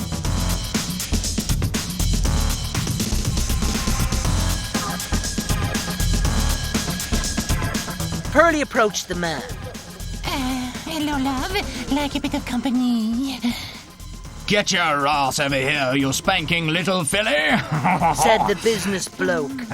Pearly started to do her thing, but this fella was all hands. Don't be a naughty boy. Pearly insisted, but this bloke wouldn't listen. Oh, go on, don't mind me. Bernie was over like a hot snot. Oi, you, geezer, out, he said. The fella didn't move. Oh, piss off, you great ape! I didn't ask for a threesome. Yeah. See, I don't mind someone watching from behind the curtains, but I don't want some fella's sack anywhere within a 5-yard radius of my face. Do you know what I'm saying? One more, and I'll kill you. Bernie had had enough and threw the punter out the door. Yeah. A few days later, the police arrived. Excuse me, Mr. Rodge. Do you recognise the gentleman from this picture? It was the same bloke again. Oh. Yeah, I had to throw him out the other night. Just then, Pearly approached. Oh, that's the bloke you murdered, love. She said without thinking. Don't be daft, Pearly, it was only a dream. He replied, but Pearly was insistent. Don't you remember, love? His body's in the alley. You told me. The cops were now staring intently at Bernie. It was only a bloody dream, he shouted. But to Bernie's utter horror, round the back alley was the badly beaten corpse of the man.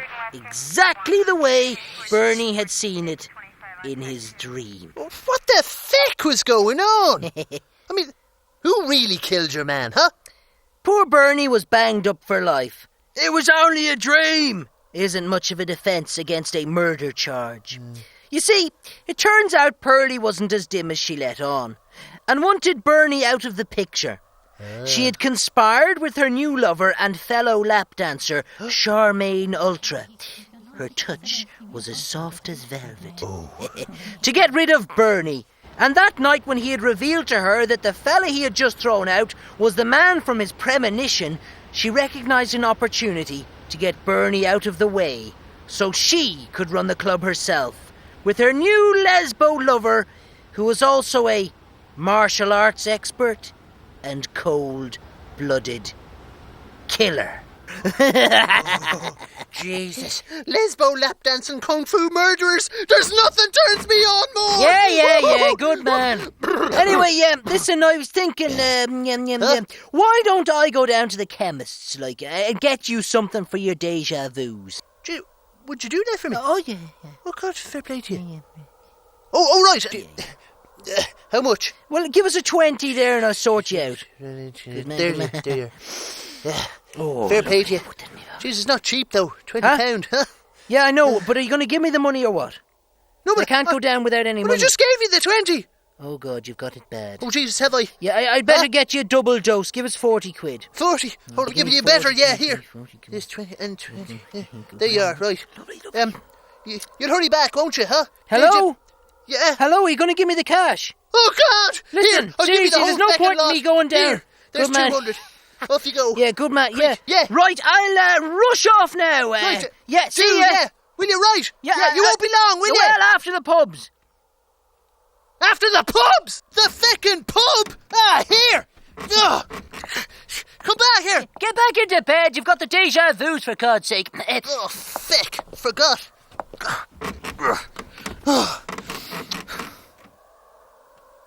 The feckin' pub!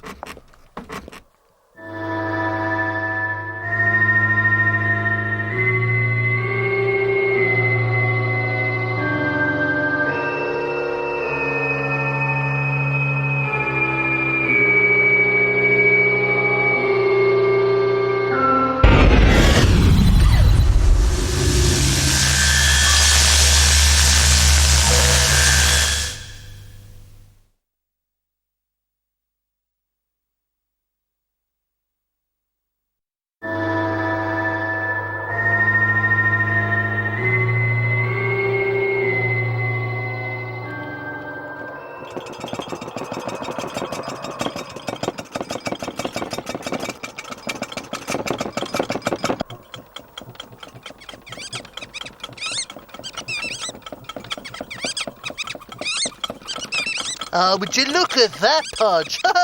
Isn't it amazing how close monkeys are to humans all the same, huh? Yeah, closer to some humans more than others. Yeah, well, you might stop that if you had a mate.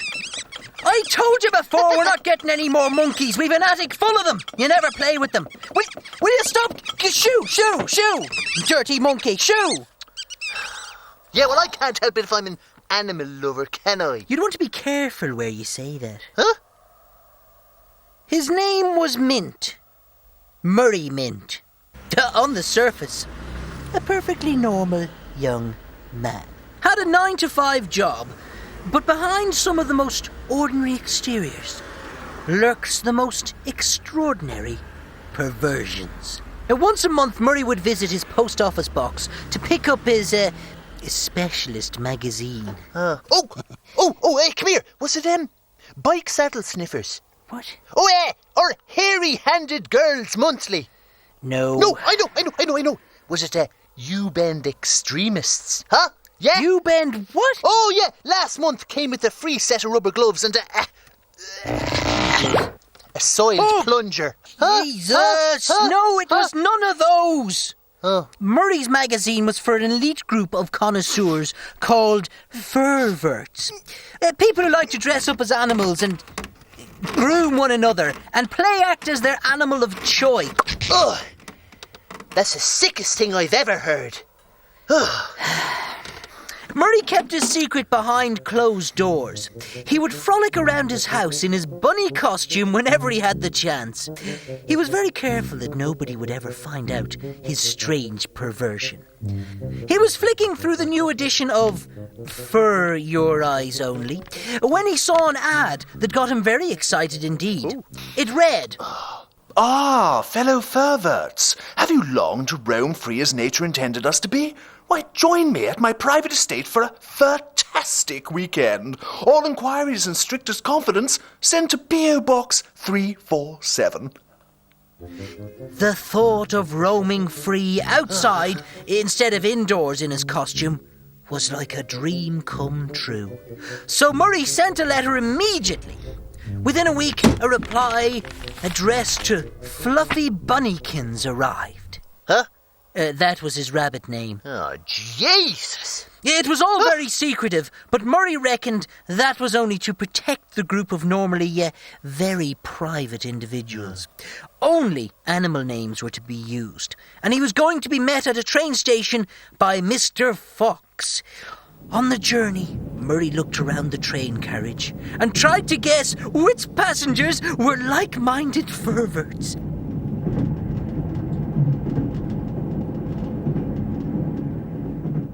The group were picked up by a distinguished-looking gent and driven to a very private and extremely large estate. Murray looked longingly at the flower-filled meadows. His nose started to twitch as he imagined himself hopping gleefully in search of carrots.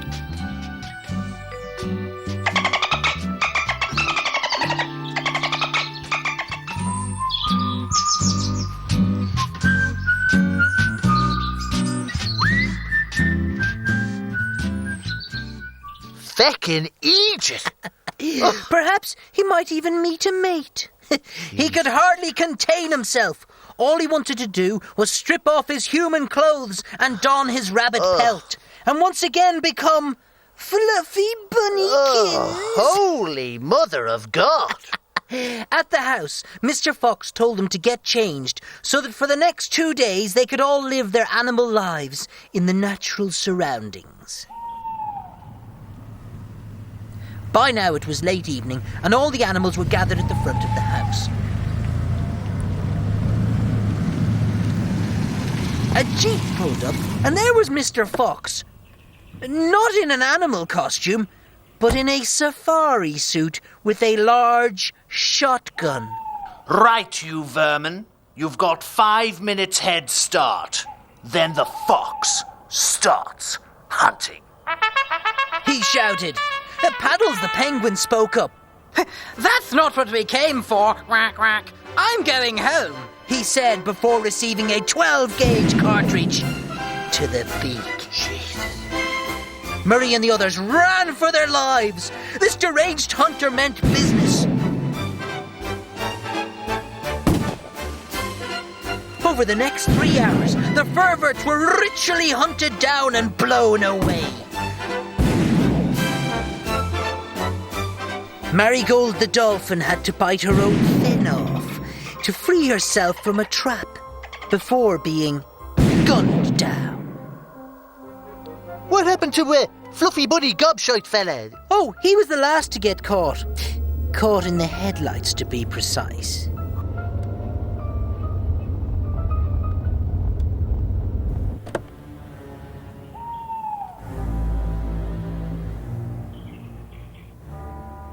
And since he had survived the longest, they didn't shoot him. They invited him to dinner. Oh, all right. Let's face it, they had to eat something after a long night's hunting.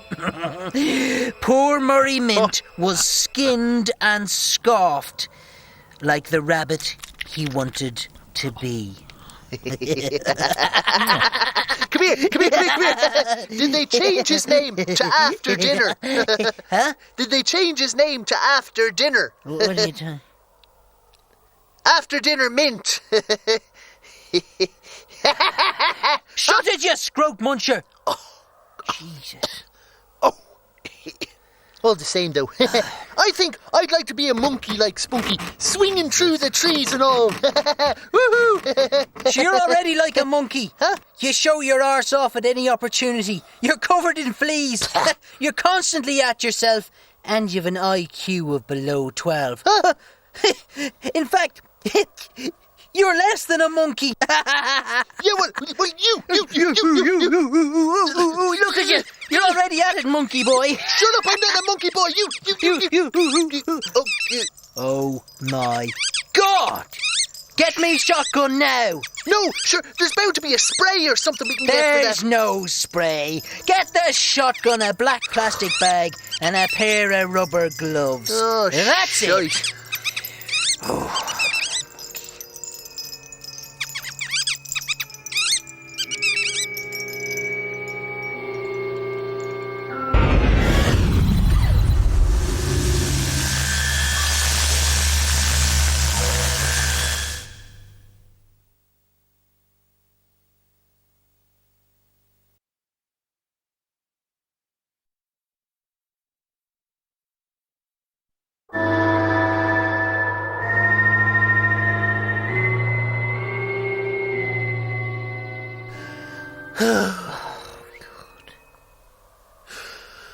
Will you stop hurting?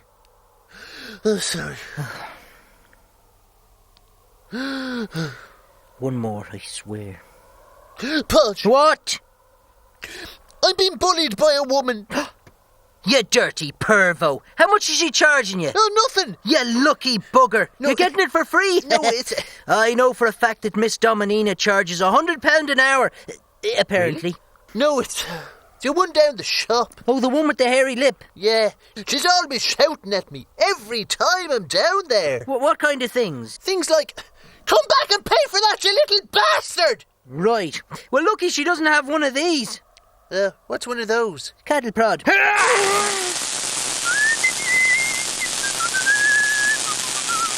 Oh, Jesus! You nearly killed me! No. Another second maybe, but no. Oh, right. Hey, that reminds me. Did I ever tell you the story of Fiona Brickenstock? Fiona was the office flirt in Globotech, playing up to the boys she liked and teasing the timid. Reg Pramer was the new office manager, and he fell into the timid bracket. From the moment he arrived, Fiona's skirts got shorter and her cleavage got bigger. Oh, Mr. Pramer, are you looking at my bum? She'd say, and as he blushed, the office would start to giggle. What the hell are you doing? Jesus, don't stop now! Yeah! Fiona was relentless at embarrassing the man. Even her friends told her to slow down and give the guy a break. No way! I'm having too much fun! She'd laugh. At the end of the first week, Fiona went to Pramer's office. Look, I was only having a bit of fun. Why don't we meet up for dinner at Lescargo's at 8? I promise to make it up to you, she said whilst stroking his face.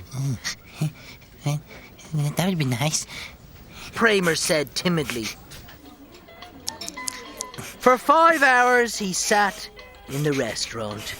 Jesus, she didn't show. No. You mean bitch. The next morning she arrived in ready for some more office games. Jesus, you're alive!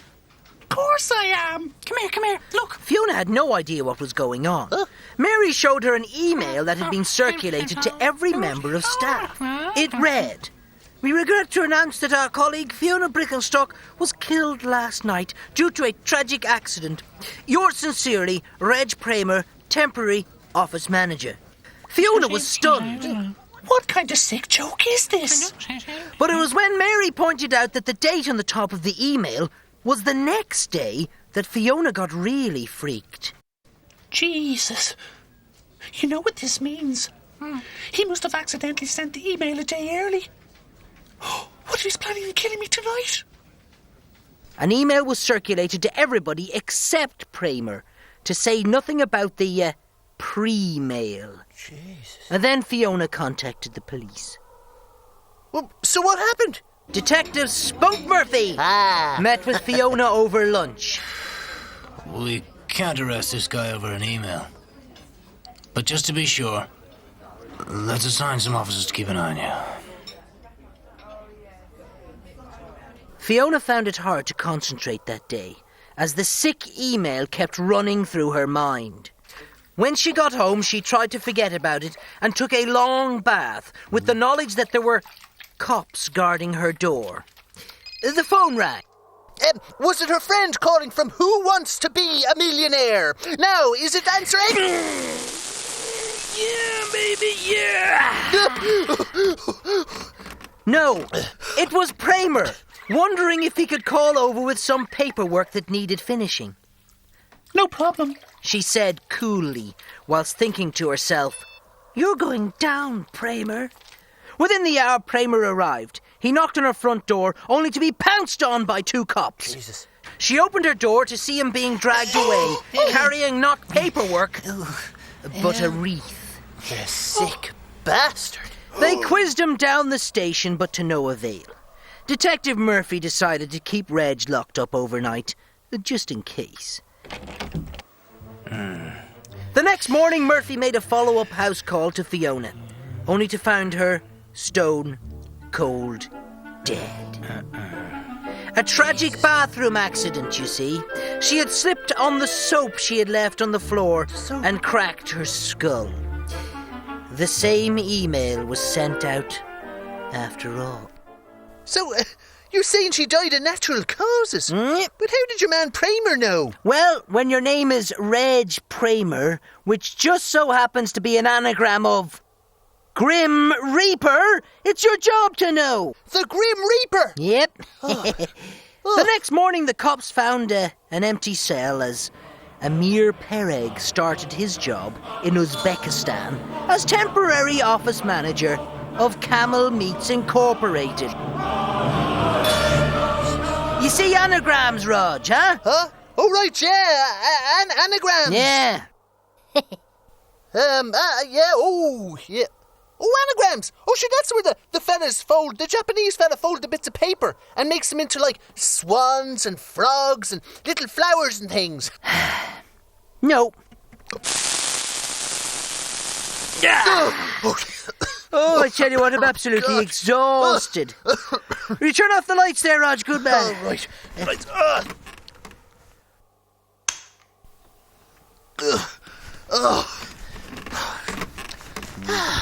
Rodge? Yeah? What's the capital of Uzbekistan? Oh, shite.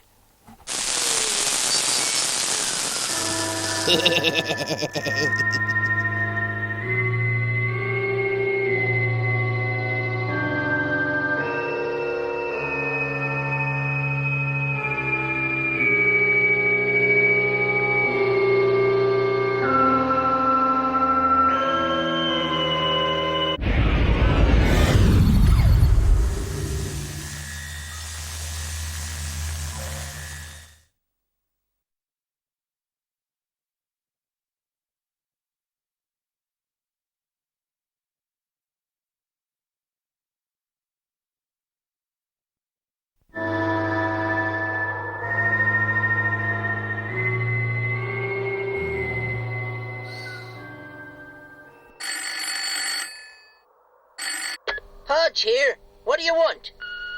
Hello, it's Rodge. I'm leaving the kitchen now, and I'm at the bottom of the stairs. Over.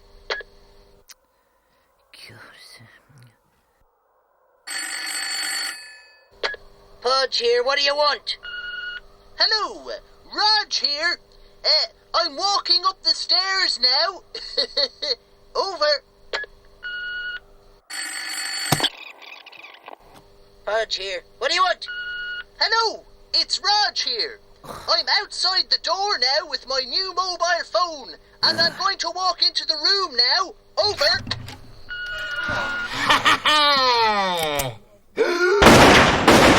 Jesus! What'd you do that for? I'm saving your life. Mobile phones will kill you. Jesus, what are you scuttering on about now? Let me tell you the tale of Gabby Natter. She was married to Jim Natter, but he hadn't talked to her in 10 years. They should have considered counselling. Yes, thank you, Marion. They would have talked if it wasn't for phones. Huh? She was never off them, constantly blabbing to her friends or whoever would listen. How are you, Mary? Just ringing to see what you had for dinner. We had peas and fish fingers, but Jim, he would have preferred beans. He has a bit of a face on him. You have a bit of a face on you, haven't you, Jim? Anyway, speaking of faces, have you seen the fake tan on Imelda? It's only wogus. Mind you, I'll give her a ring and tell her it's only gorgeous. She went on and on and on. She was never off the bloody phone, even on the very odd occasion when they were doing it. There would always be a coitus interruptus. Oh, Teresa! Oh, we're in the middle of doing it, but Jim won't mind. Now, tell us, did you go for the kiwi or the peach? Well, I think the kiwi makes a fruit salad. Oh, Jesus, the poor fecker. Yeah, poor Jim had to do more and more overtime to cover the outrageous phone bills.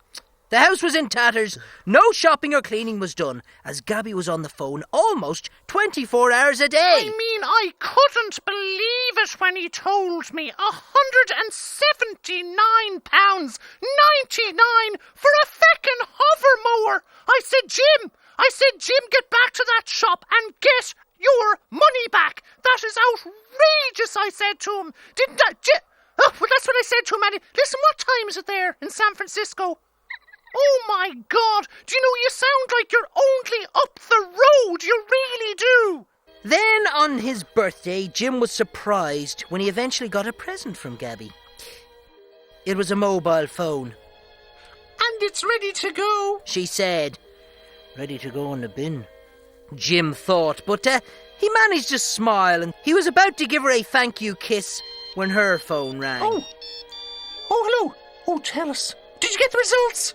Oh, that's great.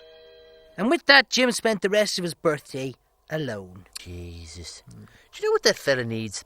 It's a good holiday to Bangkok, where for 20 pence you can have a no-holds-barred three-way special with a woman called Mai Ming, who can shoot ping-pong balls out of her lady parts, whilst her friend Lumney clamps her 5-inch-long fingernails into your buttocks while you scream at the top of your voice, "My name's Fiona, and I've been a bad girl!" Will you shut up, you tune at Satan's flute?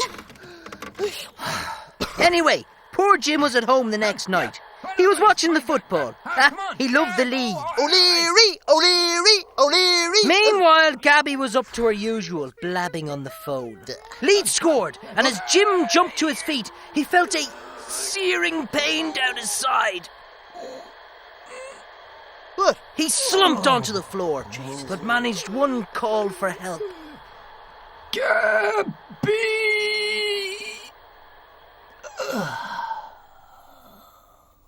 But she ignored him. Jim, I'm on the phone. Do you have some manners? 3 hours later, she discovered the body of poor Jim Natter. Jesus. So did she call the ambulance? She did. After she'd called Mary, Christina, Babs, Angela, and June in the States. You won't believe it. Jim's after dying. Yeah, I know.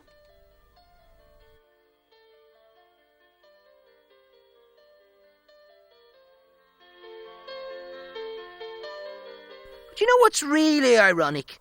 Only a week later, Gabby received her last ever phone call. What you talking about, Willis? When her friends couldn't get through to her, they alerted the guards, who discovered an old woman dead in the Natter's hallway. Oh, no, what? It turned out to be Gabby. Her hair had turned white, and her face was contorted in utter terror. Her cold hand still held the phone. Upon further investigation, the police managed to trace the source of the last call. It was the one and only call from a phone registered in the name of Jim Natter. Jesus, but Jim was 6 foot under. They had to dig him up. You know the way. And that's where they found his mobile phone in the hand of his rotting corpse. Revenge from beyond the grave. Jesus. You answer it, will you? All right, hold on. Hello? Yeah? Who's this? Who's it? Oh, the Grim Reaper. Yeah, you want Rodge? Oh, he's got a new mobile phone, sure, I can give you that number. It's 0877 35 910. Yeah? All right, yeah, I'll pass that on, Mr. Reaper. What? I know it's been nice up here, a bit drizzly, but sure, there you are, time of year now. Yeah. All right, good man.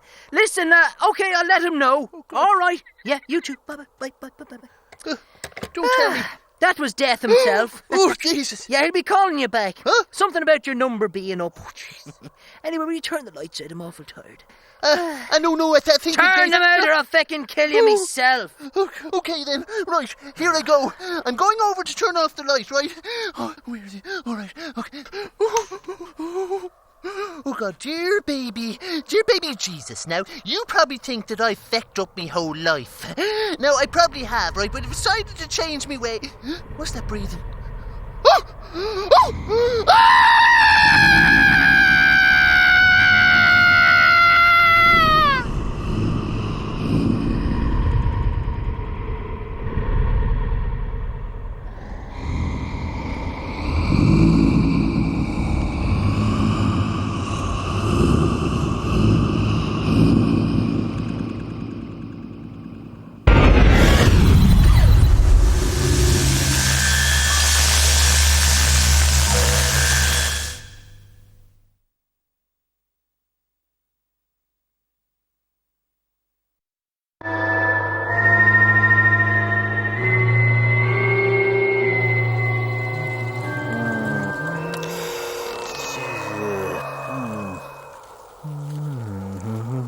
Well, any sign?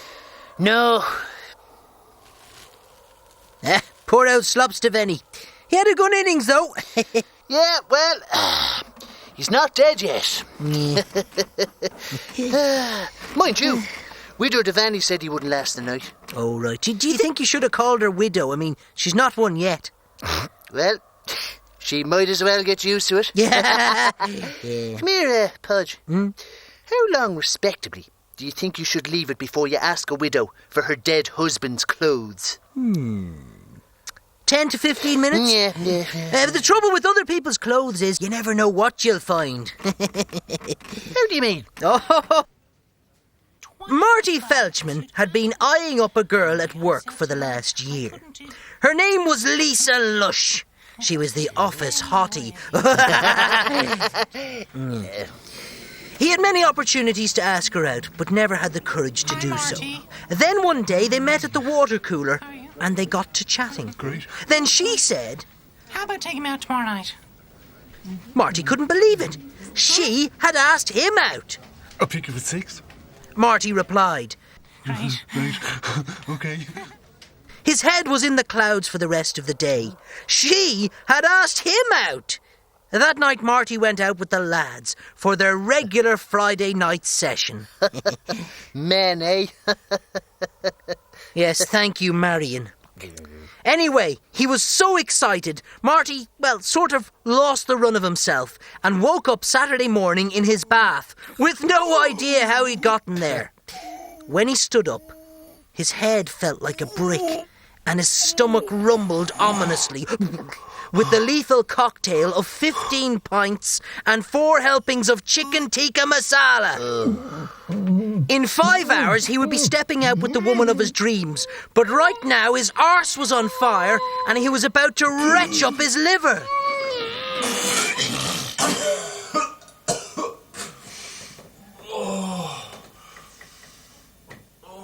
Do you know what's great for that? Shut up. He tried everything, but nothing would quell the maelstrom of brown and bile. But there was no way he was going to cancel the date, as it was an opportunity too good to miss. He picked Lisa up. She looked stunning. Thanks. They sat down for a meal, but he could barely look at the menu. But he had to order something, otherwise Lisa might feel uncomfortable. I'll do the same. She was talking away, but he had no idea what she was saying, as all his focus was on keeping both his orifices from erupting. But once a single morsel of food hit Marty's palate, he felt some stirrings. He thought to himself, I could risk a little fart. But the worst possible thing happened. Seepage. Yep. Mr. Brown came for an uninvited visit to Pantstown. So what did he do? Well, if he got up and walked to the bathroom, she'd surely see or at least smell the unwelcome visitor. So he sat there in his own gravy for the remainder of the meal. After he paid, the waiter brought his jacket. He tied it around his waist and he walked with her, trying his best not to sloosh the festering contents too much. Then he had a brainwave. Oh, look, there's a sale on the clothes shop. Would you mind if I had a look? He said in a feigned casual manner. Inside the shop, she headed for the ladies' section, whilst he tracked down a pair of trousers similar to his own.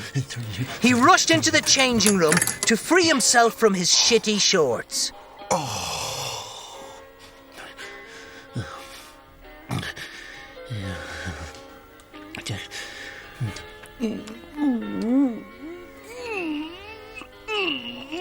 Jesus! Oh, Jesus. His pants were thoroughly sodden with liquid brown. Oh, Jesus. Tell me he didn't do the old shake and splat. I'm afraid so.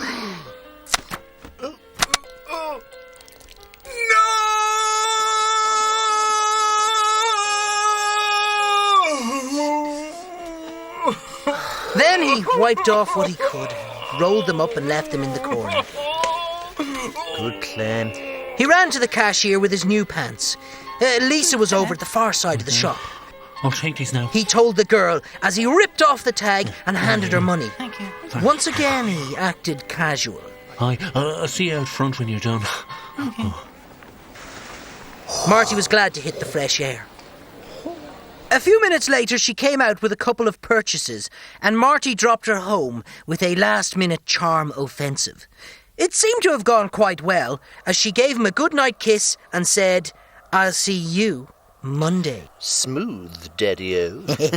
Trouble was, Monday came, and she totally ignored him. Oh, talk to the hand, 'cause the face ain't listening. Right. Marty couldn't figure it out. Why was she acting so cold? He met her at the water cooler. Hi. Is there something wrong? He asked her.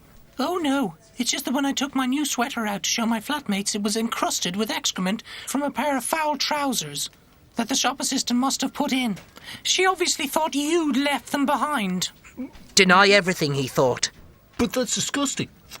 Of course they weren't my trousers. He lied. Oh, really? Then how come I found your video card in the back pocket?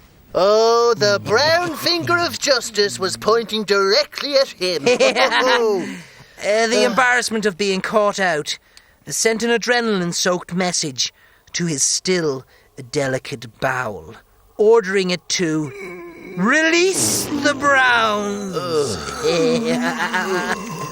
Oh, my God.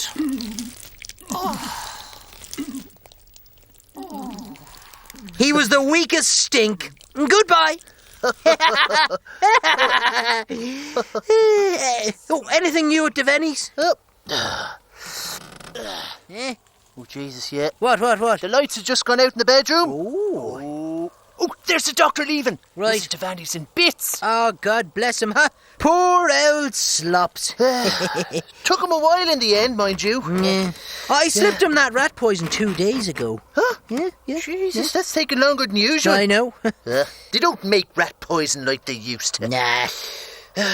Mind you, I'll cut quite a figure in his raincoat. Yeah, well, hands off as well, he's there, mine.